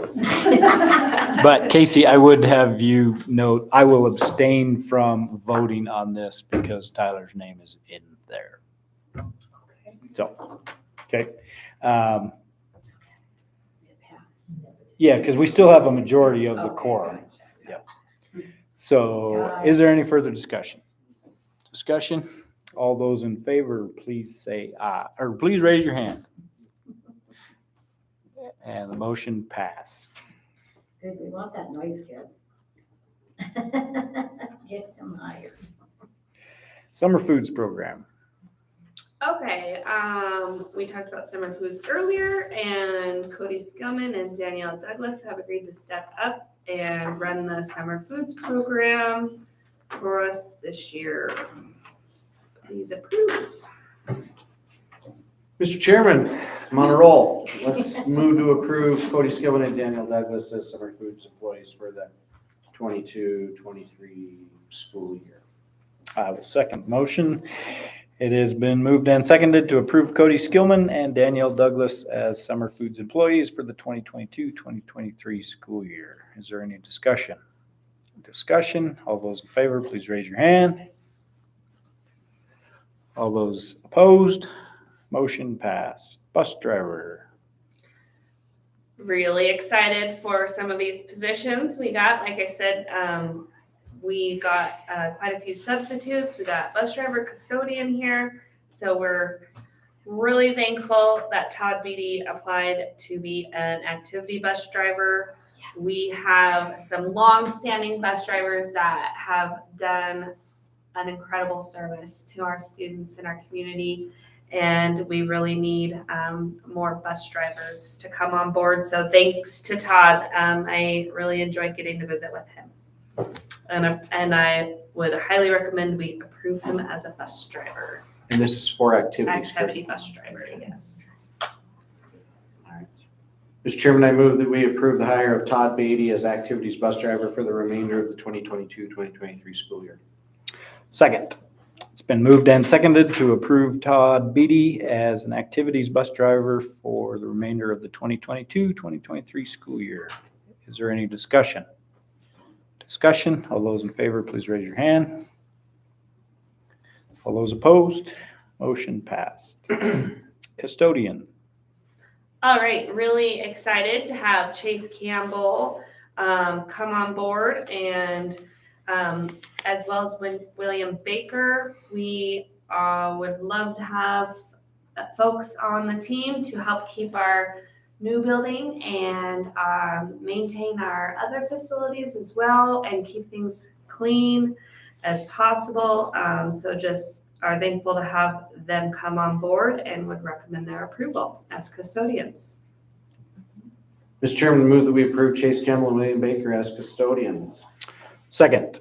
It's been moved and seconded to approve Chase Campbell and William Baker as custodians. Is there any discussion? Discussion, all those in favor, please raise your hand. All those opposed, motion passed. Halftime track coach. Uh-oh. Mr. Rock's looking for a way to get his workout in here. So now we're thankful. We needed someone to step up and fill in halftime. One of the other track coaches needed to be halftime, and Mr. Rock said he would fulfill that. And from what I've heard from Mr. Odell, you are the right man for the job with all kinds of skills and qualifications to join the Highly qualified. track coaching team as you have in the past. So thank you for stepping up. Yeah. And I would recommend the board approve it, please.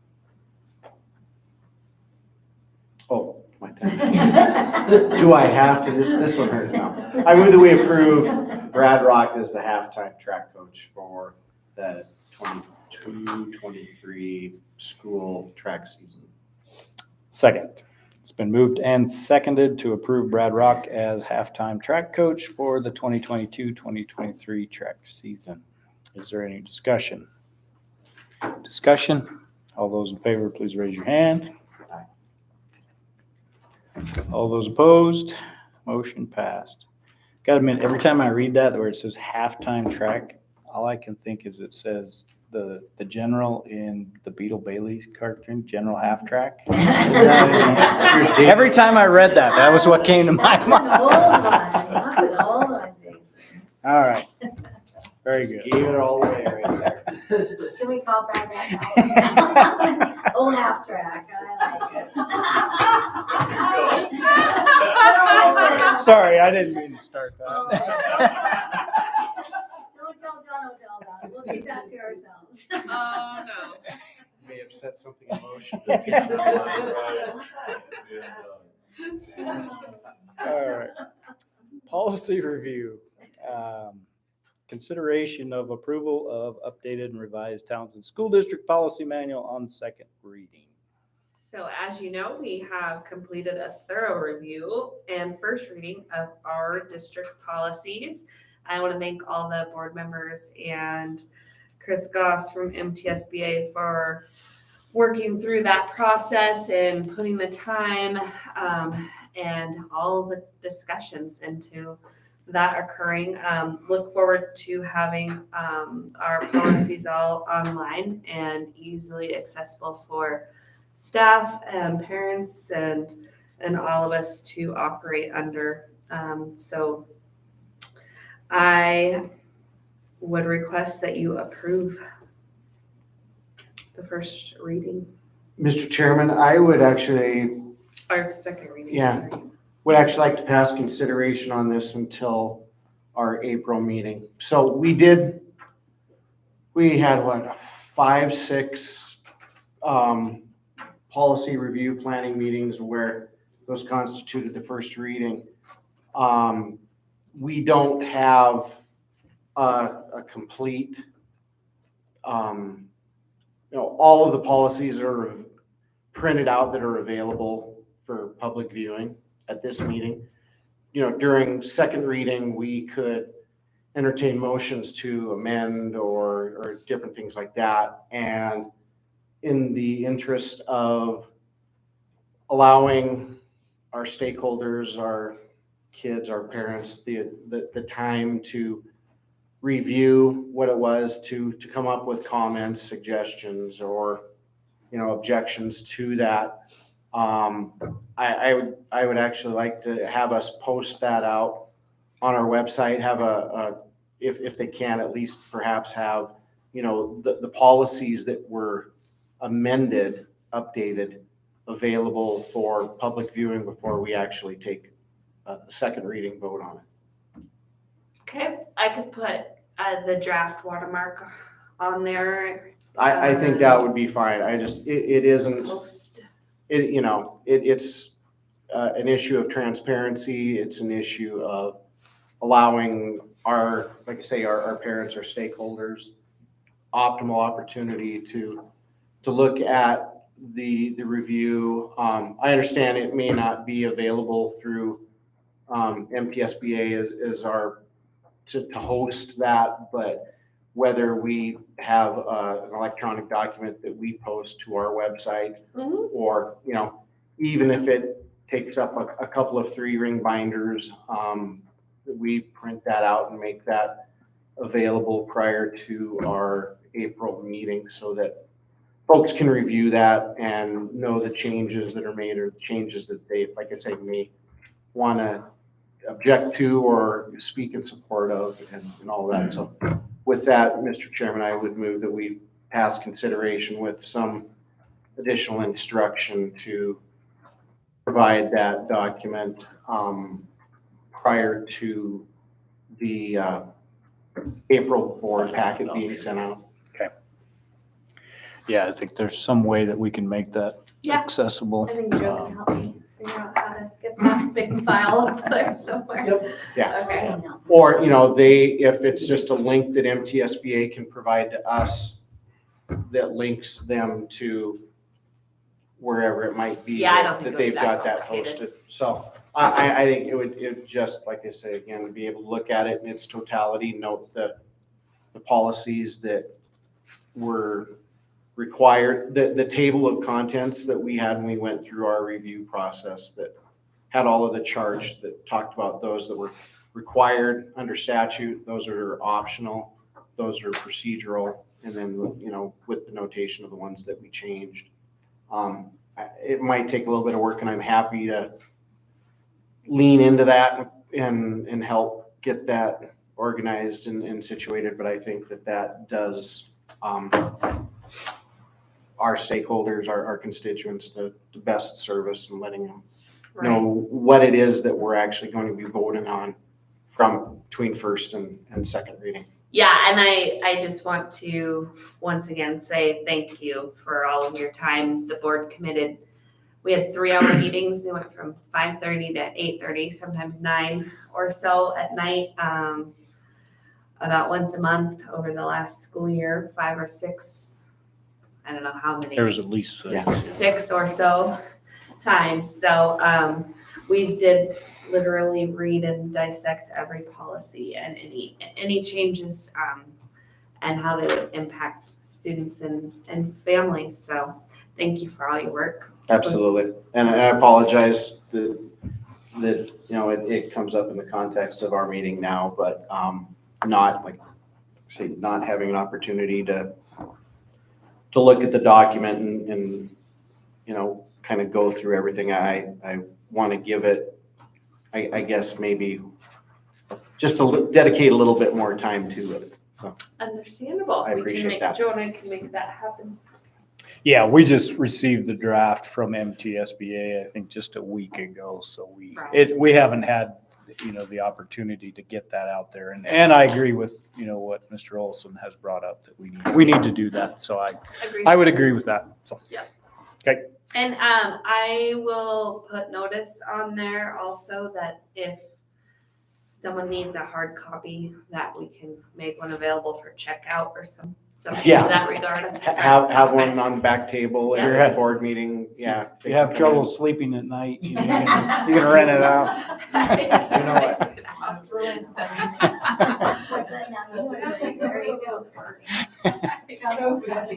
Handles.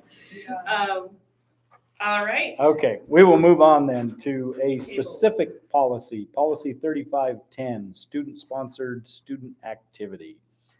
Okay, so this policy has been discussed before and has been asked to be considered again. You have policy 3510 in your packet there, and the board has been requested to consider whether homeschool students can attend a high school dance. So that falls within this policy. And we've discussed it quite a bit before. I have been asked to read a statement from Member Flynn because she could not join us tonight. Okay, so she says, I've talked with many parents, most of which who do not homeschool, and nobody feels that it makes sense that the law is now requiring homeschool non-public school kids to be allowed to participate in extracurriculars in their district. And we're still trying to find loopholes to keep them out of dances and proms. I understand where the staff and admin is coming from, that public school is your life, and I think that's great. However, times are changing and things are changing with high school enrollment, and I think the action taken during COVID had a lot to do with that. There was concerns expressed over kids misusing the high school experience and allowing them to attend dance and proms is a very easy way to give them a part of that experience. As I've stated before, if we were welcoming to homeschool non-public school kids and encourage their participation, they may be more open to considering being full-time public school students. The accountability we've discussed before sounds to me like excuses, and saying that kids are not completing the necessary steps with the state and are keeping up the grade checks. If students are completing the necessary steps and keeping up the grade checks, I don't understand why other requirements should be added just to attend a dance. And not just for our in-district students. I know we've had students who wanted to bring fellow peers. They've competed with I'm not sure, sorry how that reads. From other districts as dates, but these peers are homeschool or non-public school students. If those students are meeting the requirements of their own district, they too should be allowed to attend. Bottom line, if homeschool non-public students and their parents are putting in the effort to meet all the necessary requirements, I have a hard time believing they're being responsible just to be allowed in to be irresponsible, if that makes sense. Granted, I know kids can goof off and get carried away, but that's true of public school students as well. Lastly, the public school is here for the public. By law, homeschool, non-public school students in our district can't go to another district to participate in sports or other extracurriculars. And honestly, most of them probably want to be here with their neighbors, the kids they've grown up with, are in 4-H with, etc.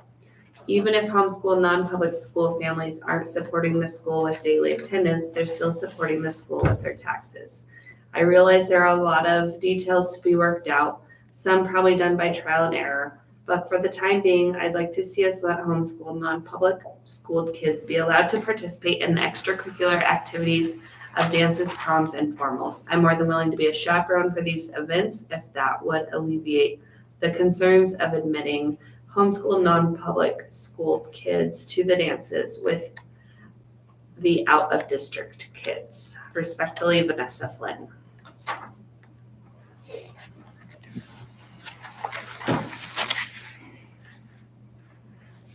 So I guess just from a strictly procedural standpoint, before there is any discussion, I guess I do want to make sure we have a motion on the floor first.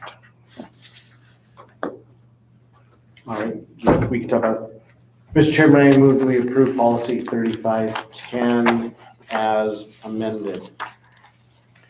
I will second that. So it's been moved and seconded to approve policy 3510 as amended. Is there any discussion from the board to begin with? Point of discussion, I guess, Mr. Chairman, we, during our policy review sessions with MTSBA, it's unfortunate that even in our policy review, we didn't have greater stakeholder attendance. We did have some, I recall, at a couple of our meetings, but this is something that impacts our community. We do have a strong homeschool, non-traditional district school presence in our community. And I think that we had some discussion at that time about having things that were uniform, that were equitable. And I actually believe that the amendments that the School Board Association helped us craft get us to that point. Most of those are going to be on page 1. Well, actually, the substance of it is on page 2 of the policy, but regarding, the minimum age, the maximum age for extracurricular activity participation, the fact that uniforms for extracurricular activities, if there are such things, be approved by the activities director, comply with safety protocols, MHSA rules, things like that. And so I do think that we've got a delicate balance, and I know for one, having kids that, nieces, nephews that have been in the homeschool environment, friends of my children who have been students here in the district. I don't think that, a policy is ever intended to be exclusionary. I think that children are children, and them being able to spend time with their peers is important. I do recognize the reluctance sometimes of administrations, generally in school, to make sure that the school activities don't become a free-for-all, or that children, or, I guess, people who cease being children, who've kind of aged out and who are coming back into a school setting, are done in an appropriate manner. And, they want to have a measure of control for the sake of safety.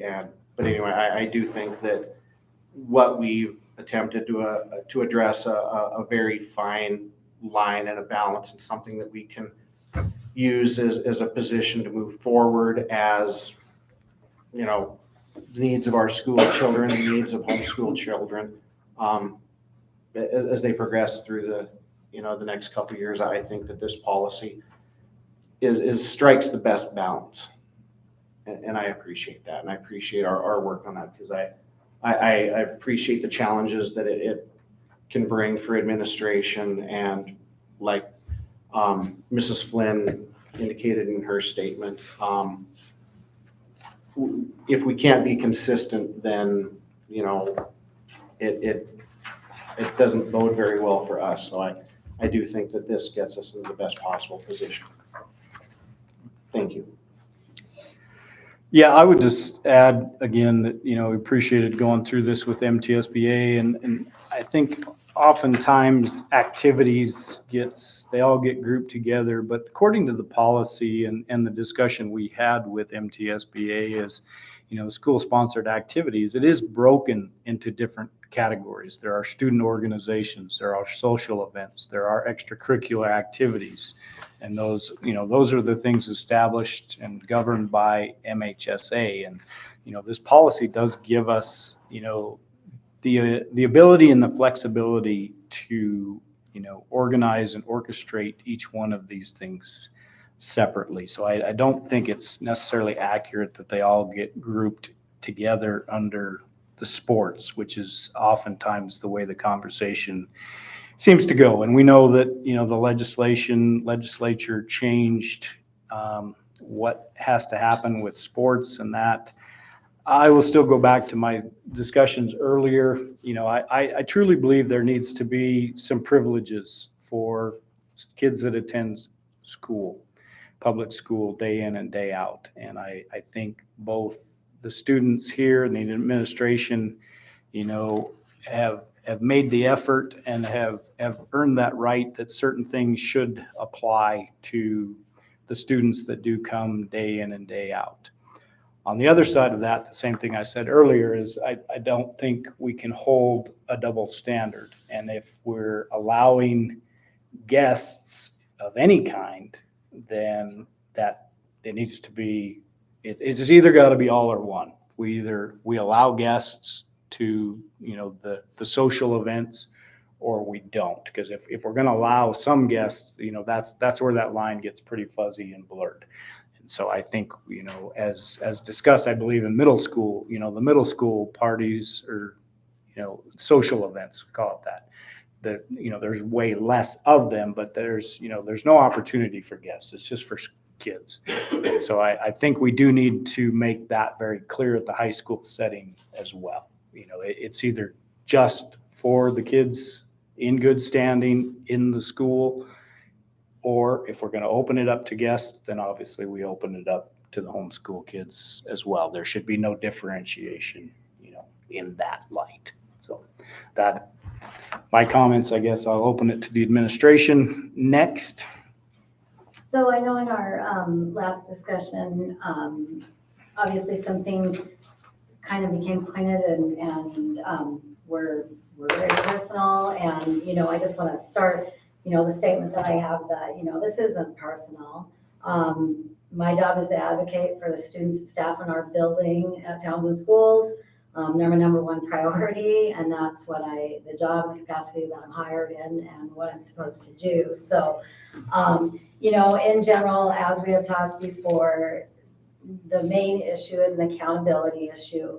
And I don't necessarily, nor do I think the staff necessarily would disagree with Mr. Noyes and his statements as far as both of them that were made, that the equity part can be an issue, and I don't think we necessarily disagree.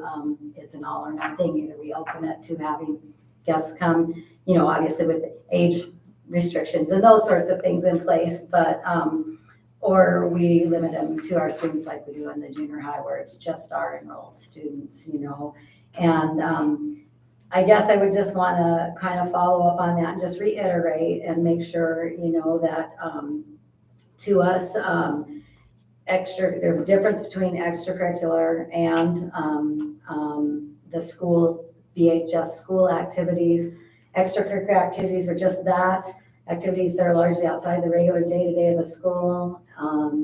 School activities such as dances are an extension of the classroom, the curriculum, the school environment, and the day-to-day culture of the school.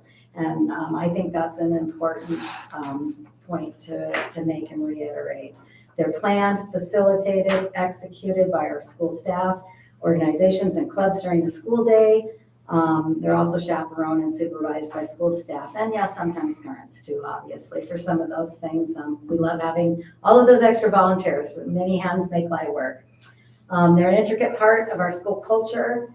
It's important for our students who are currently enrolled and attending our school in all capacities to have ownership of some of those activities, as Mr. Noyes stated. It's an enrichment, a reward for being engaged, present participant in our daily school culture, environment, and family. Dances, homecoming activities, pep rallies, field trips, etc. are all extensions of the curriculum, classroom staff, and students. Our own students have to be in good standing to attend these activities, and there's simply little to no official accountability for non-enrolled students, unfortunately. So, yeah, that's where we are. Okay. As a high school. Okay. Yeah, I would just say that, if we are going with the motion as amended, we need to, and when you would like to get to that point, Chairman, we would need to decide if that's under the first little I, under number 4, or where we are going to be, if that'd be under A, under 4. If we're gonna change the kind of extracurricular activity to include dances, that would, or how you want to amend it to include, because from what I understand from our last policy meeting, this one that we adopted on first reading does not currently include.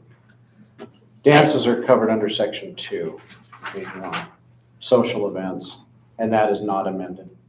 But the part where homeschools students can participate does not include that. It just includes the extracurricular activities. Right, because that is implementing the changes from 2021 session from the legislature, so.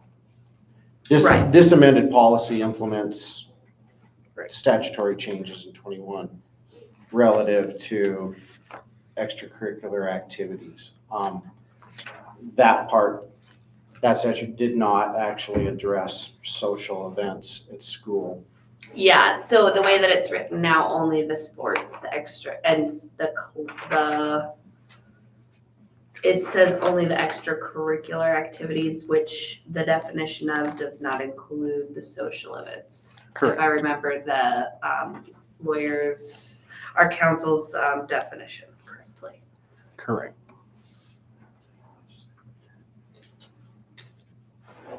So we would have to add something to make this reflective of that. This currently just allows for the, Right, but if you read section 2, it says specifically, attendance of high school social events and dances shall be limited to high school students. so we would have to change, so that'd be an area where we could change it. If you wanted to change it under social events, or we could expand where it talks about extracurricular activities to include dances under the participation of unenrolled children. If that is the direction the board wants to go. Okay. So just wanted to point that out. This is technically a first reading anyway. We already did well, We didn't have an action item for we 35 to technically approved it under first reading and our policy review. also. But, yeah, so just for clarity, so House Bill 112 under 2021 from Representative Fuller is only isolated to athletic sporting events. And that's what the MTSBA changes implement that bill.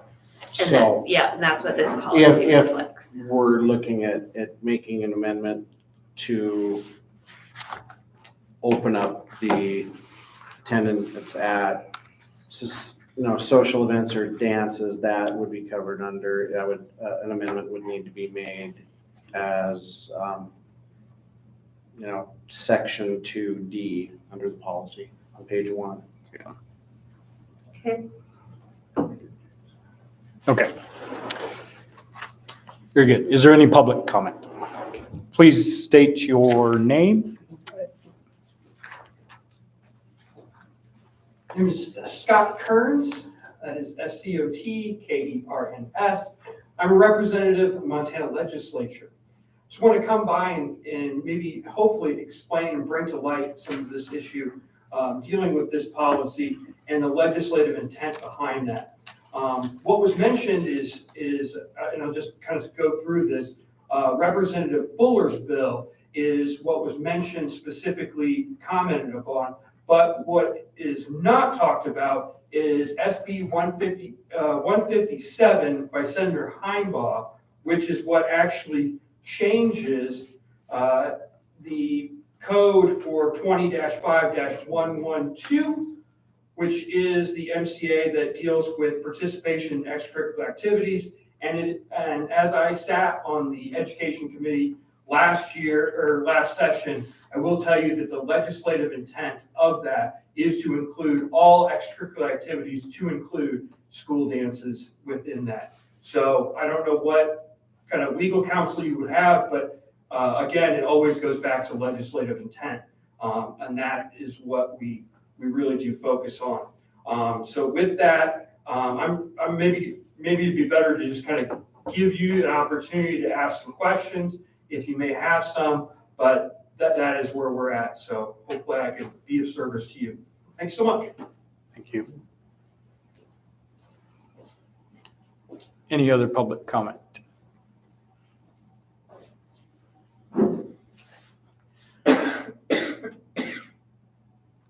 So I'll bring it back to, I guess, the board. Yeah, it's unfortunate that we have a small quorum here tonight and that Kevin's unable to join in audio. You can always call in too if Yeah. need be. Mr. Chairman, I'd be inclined, can we make a substitute motion to pass consideration until our April meeting? When is the next social event opportunity?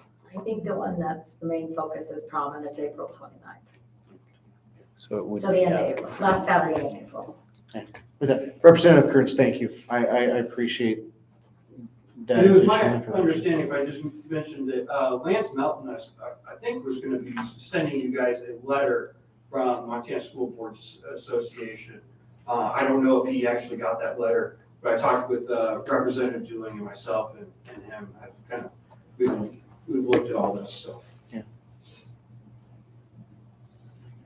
Chairman, if I may. Yes, ma'am. I just want to clarify, we did seek our legal counsel from MTSBA, and obviously there's been a lot of discussion on this bill and on the policy. We are talking about MTSBA's draft policy, and it was interpreted to us, the definition of extracurricular activities. They are the experts that we sought legal counsel on for this conversation. So I don't know if they have changed their interpretation of extracurricular or not, and we could seek out that information before that April board meeting. I could look into that. Yeah, just given the fact that we have two trustees that are not here tonight, notwithstanding the statement that Mrs. Flynn made, and I trust Mrs. Flynn to be clear of her purpose in her statement, but I think that, this fosters a little bit of discussion that probably warrants consideration of the full board. Yeah, I would agree with that. And yeah, if the timing of the next big concern is beyond the next board meeting, I would agree that we will hold off on the decision of that until that time. Okay. So since we did have a motion on the floor, you said, Well, I made actually a substitute motion. My original motion was moved to approve it as amended, and substitute motion to pass consideration until our April board meeting.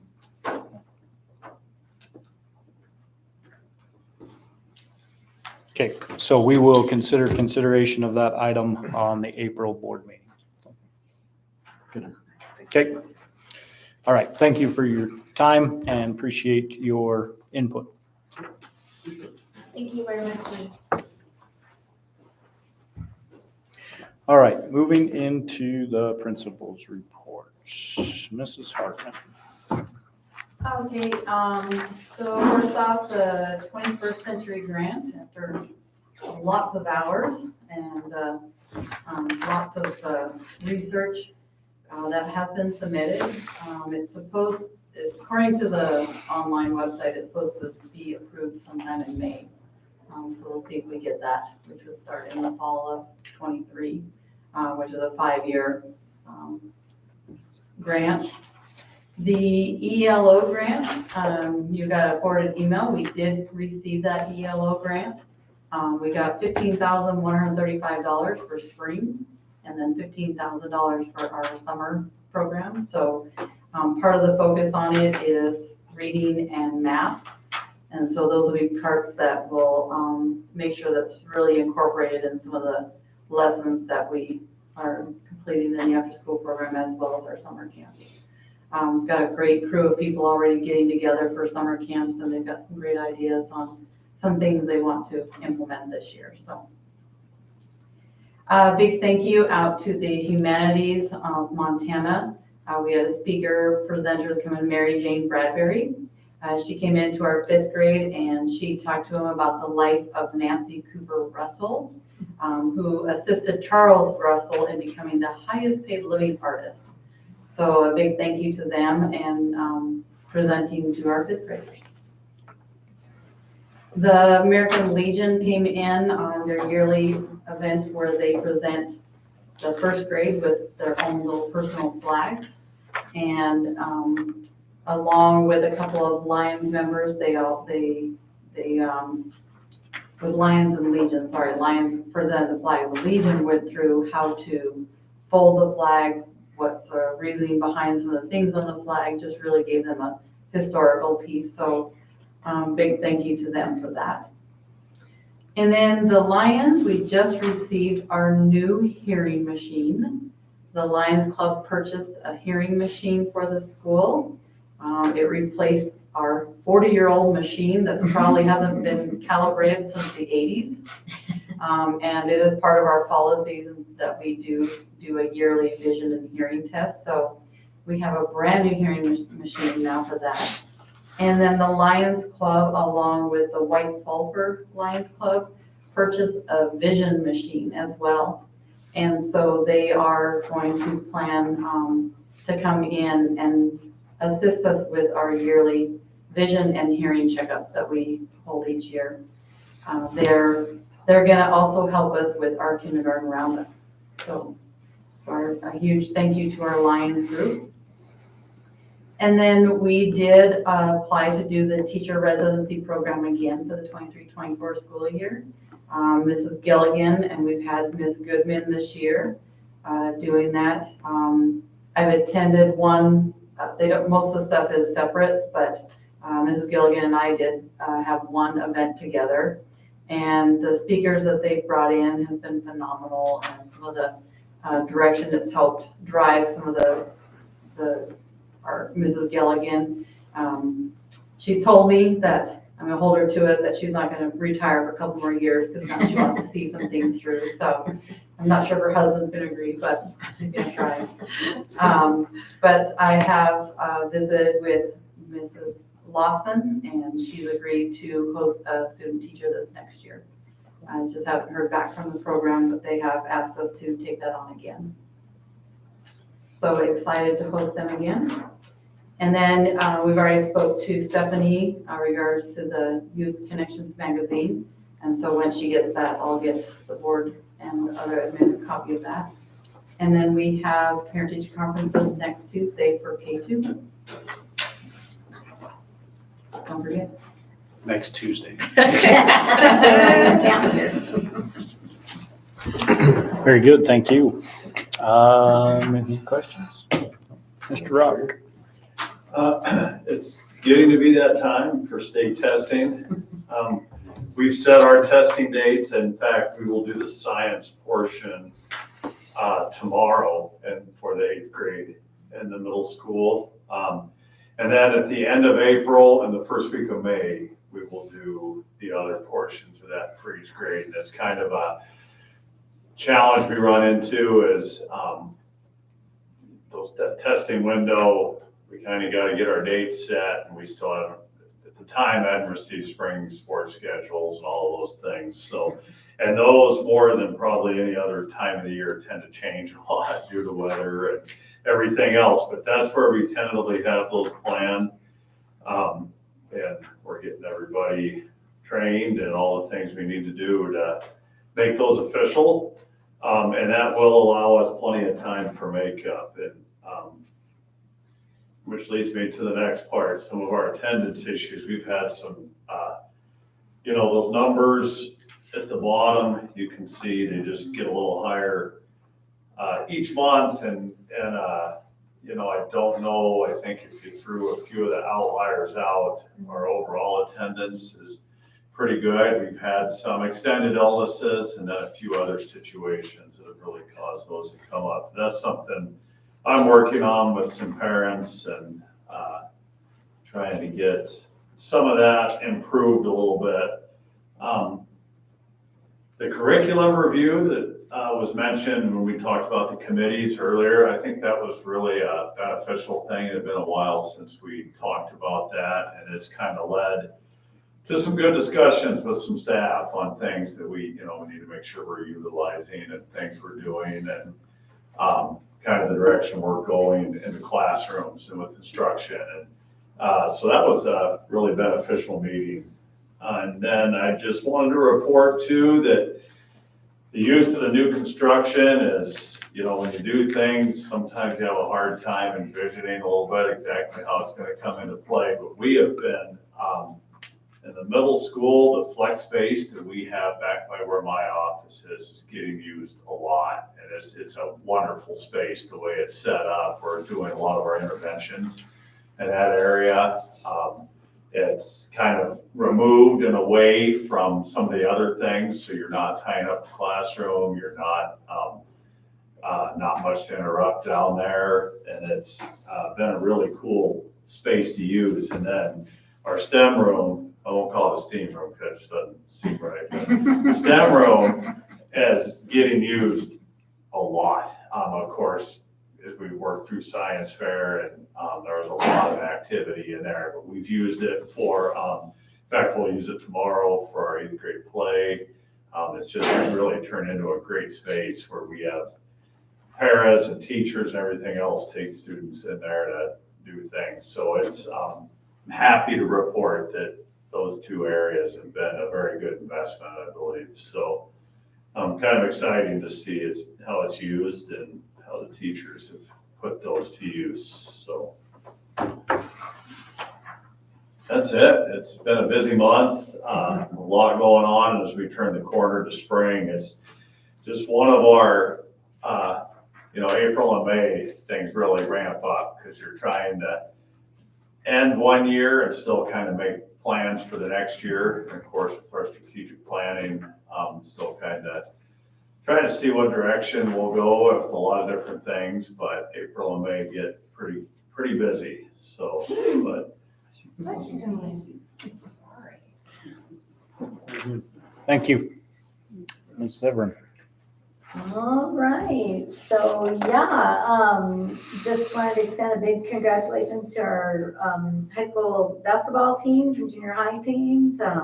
Another just crazy eventful season, some of the most exciting high school games we've seen in a very long time, and definitely see a lot of progress, a lot of building, a lot of things coming in the future. So for all of those programs, so just wanted to give everybody kudos on that.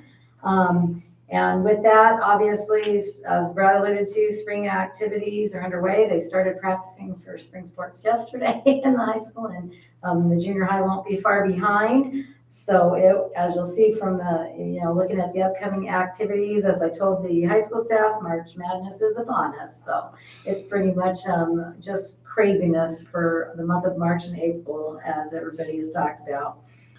Excuse me. So during our PIR yesterday, I was actually excited that we built in some PLC, excuse me, times for different groups, for our teaching groups and our teaching professional learning communities here, so they could get some collaborative time. We decided at the high school level that there were like 4 areas that we kind of just wanted everybody to divide up for, and just start discussions, talking points, things that we see as challenges, things that are working great, things that need improved, all of those kinds of discussions. And I basically just gave them free rein to have these discussions. They each had a Google Doc to add their comments and the things that they identified as things we need to work on. And man, did we get a great record of some awesome brainstorming and discussion starters for a lot of activities in the high school. So mainly we had a handbook committee, and we always do that as we look at our handbook and how we can more effectively utilize some of those handbook policies. Looking at the curriculum, especially focused on dual credits. So our course description guide, the curriculum, dual credit offerings. I know we have staff members and myself that are looking into all of those extra opportunities and how that has changed over the last few years. So that might open up a lot more opportunities for our kids. We're test piloting a few things this semester to see what are some options that we could possibly do to kind of update our offerings and what we're looking at. Master schedule, of course, oh my gosh, that's always a challenge, just trying to make it all plug and play and fit together, and looking at how we can more efficiently use the staff that we have and their special skill sets, and where we can put people and work on our schedule so that we can, better serve the students and make sure they have the opportunities and the offerings that they need, whether we're heavy in some areas or slight in some areas, or finding that, interests are changing and we need to shift. We have big groups of incoming freshmen coming in the next couple of years, so that will affect our master schedule. We're planning, those freshman level classes, their core cap classes especially. So we've had some good conversations on that. And then, of course, the strategic planning piece, as we already talked about, we have the high school group, and they did some great work on that, adding a lot of notes to Dr. Scott's documents for our strategic planning that we're going to have next Monday, and lots of notes and articles and research-based things looking at different, learning models and teaching models and blended curriculums, and how we can make things and provide better opportunity for the high school kids, and maybe better retainment for our students and better graduation rates and all those things that we've kind of alluded to already. So yeah, some awesome discussion. I'm excited that we're going to continue that. Basically, we'll just set up meetings to have anybody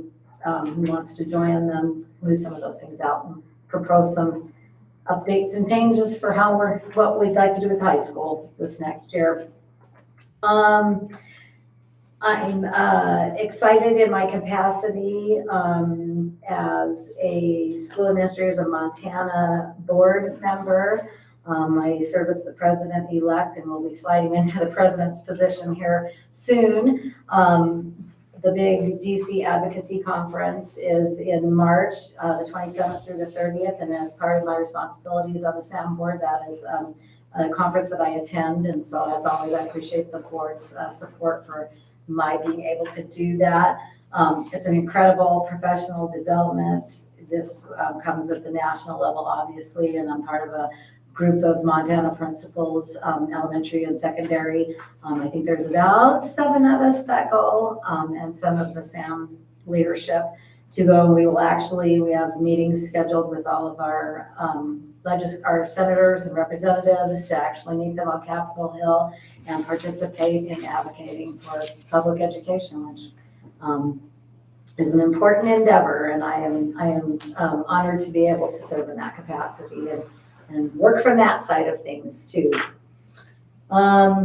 Yeah, you can see the activities. It's crazy. BPA just got back from state to this afternoon, and I didn't even get to see Joe Horn yet. So I texted him, how'd we do? I haven't heard yet. So hopefully they did well in their activities. I'll get the full lowdown tomorrow, I'm sure.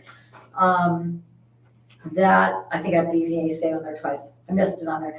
The Kakahashi Project students made it and arrived in Japan early this morning. So, which I don't even know how that translates. Are they behind us, ahead of, I don't 20 know. hours forward. There we go. All I know is they were very tired. And then they should probably, as of now, be en route or in Okinawa. So they're making their journey to where they're headed. Very excited to go and be there. So I'm excited to see how that all rolls out for them. Excuse me. Junior high academic Olympics, I believe happened today. And then tomorrow the high school goes to academic Olympics. Basically, Montana State University is just invaded over spring break, and they use all of those college facilities to host a lot of these competitions, statewide competitions for the high school kids and the junior high kids. We have the Broadwater Education Foundation Trivia Night, which is Thursday night. And I encourage everybody to go participate for that. We know that they do an awesome job supporting our school, raising funds through fundraisers like this to help issue grants to our teachers for supplies and different projects that they want to do. And we're always very appreciative of that. It's also a really fun night.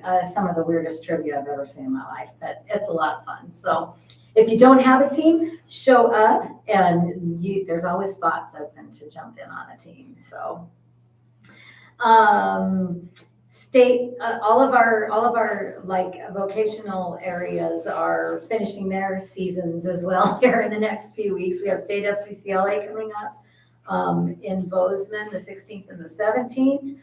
So that's this Thursday and Friday. They're headed to Bozeman. March 17th is the end of quarter 3, which is just insanity. We have one more quarter to go, and it just seems like we barely got started. So it's going to go quickly. 19th through the 26th, as you guys know, Close-Up's headed out. They're excited for their trip. And then we'll have the state FFA convention, the 21st through the 25th, and that's up in Great Falls. We have the ACT on March 28th. We're nervous, but hopeful that it's going to go well because it's all online. So this is the first time we're doing it all online with personal devices. So Mr. Snitkin has a lot more gray hair as of the last few weeks, getting that all ready. But we have plans in place with Mr. Carr and Mr. Gill so that we have all of our devices charged, ready, working. My understanding is it should be pretty smooth sailing. My principals group I met with today for our regional meeting, a lot of them had test piloted it when they did the online test pilot, and it went well. And they said there were very few hiccups. So feeling hopeful that that's going to go well. April 1st through or March 29th through April 1st, we have State Skills USA in Helena. April 5th is our early out day, and then we're going to hit spring break after that. So it's going to be very busy for the next few weeks before our next board meeting. And as you can see, attendance has been rough for the high school as well. If you look at the February numbers, it's way higher, with the exception of November. It's one of the highest. It's just been tough. So many kids gone for various reasons. Okay, thank you. Ms. Edelin. All right, so a lot of great information was already covered. Just to piggyback on a few things, I had a blast seeing the middle school girls doing math, writing right on the tables because we have all the cool new surfaces and stuff and the flex spaces. Earlier today, I'm excited about summer camps as well, and we will make sure our handbooks are aligned to our new policies so we don't have any conflicting information for families or others. And I have been working with the principals to project class sizes and needs for next year so we can get positions posted for the necessary vacancies from retirements and increased enrollment that we need to get posted so we can get on top of that and get that hopefully the largest candidate pool as possible. So those are things to come. The ESSA report cards will be released tomorrow. And so I'm interested in seeing how our report card looks and our information is on those, and would like to give the board and talk to the school teams more about what those mean. As part of my work at the state, I got to help design the early report cards, so I find it interesting, maybe more so than others. But I think it's always good to reflect on data and how we are utilizing that and make sure we're sharing it with families. That's the whole point of the ESSA report card, is to be transparent. So we have a behavior consultant coming in. We're really excited. She's one of the best in the state, and she's going to help support us in our school climate and student behavior programs. And we're looking forward to that. Learning from her, and also her support, and making sure we have a really great positive learning environment for our students. I am planning to attend the MACI, the Montana Council for Indian Education and Tribal Youth Leadership Conference in Billings. So I will leave just before our spring break starts, and I will be at that event during our spring break.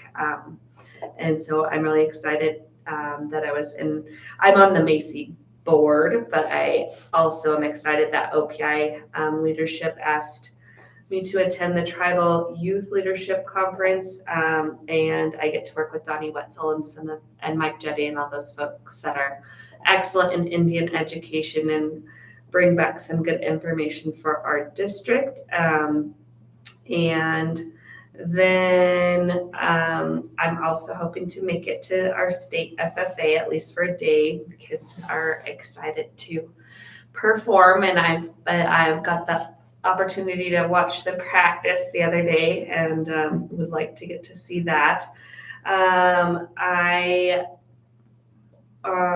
We did receive the targeted grant as well for special education for $25,000. And about have the sensory room up and running with help of Mrs. Hartman and our special ed team and Jim and everybody else. So thank you for that. And then one thing that we need to discuss, and I'll continue to talk to the board about, and our admin team, is the senior party. They have requested to utilize the school facilities, and I know it was at the fairgrounds before, but the fairgrounds are under construction this spring, so they're looking for a place to host their event. So that's something we will need to discuss and see if that needs to be brought to the next board meeting or if that's a district level decision. And so I'll talk to the proper committee about that and get some input. So those are some things that we have going on. And I just want to say thank you for approving the hires and the contracts, because I am very lucky to work with an incredible team of administrators and colleagues and clerks, and appreciate the administrative help that I receive, and I couldn't do it without my team. So thank you for your support and for approving the contracts and hires you did tonight.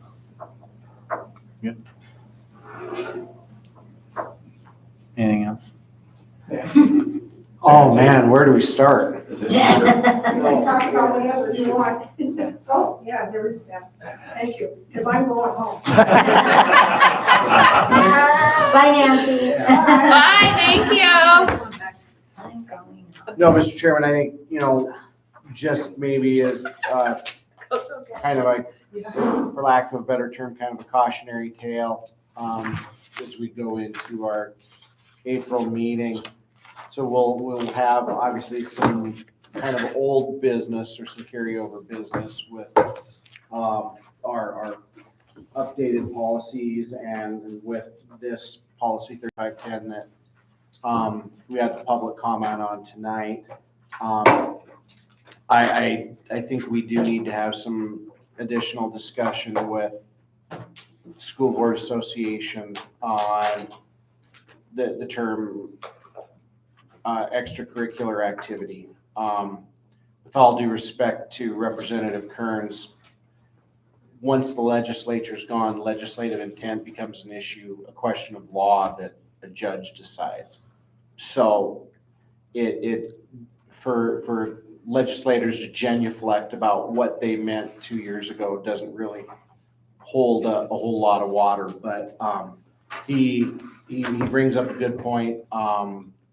We want to implement legislation as directed by the legislature through our policies, and we certainly, if there can be given some clarity, then I think the changes are pretty made, and it doesn't really matter what our individual viewpoints are at that point, because we are implementing legislation. So if we can have them isolated on that and get the agenda set perhaps as early as possible, so that folks that do have an interest are able to, prepare their comments, their opinions and things like that, and then they can show up and we can do it all over again.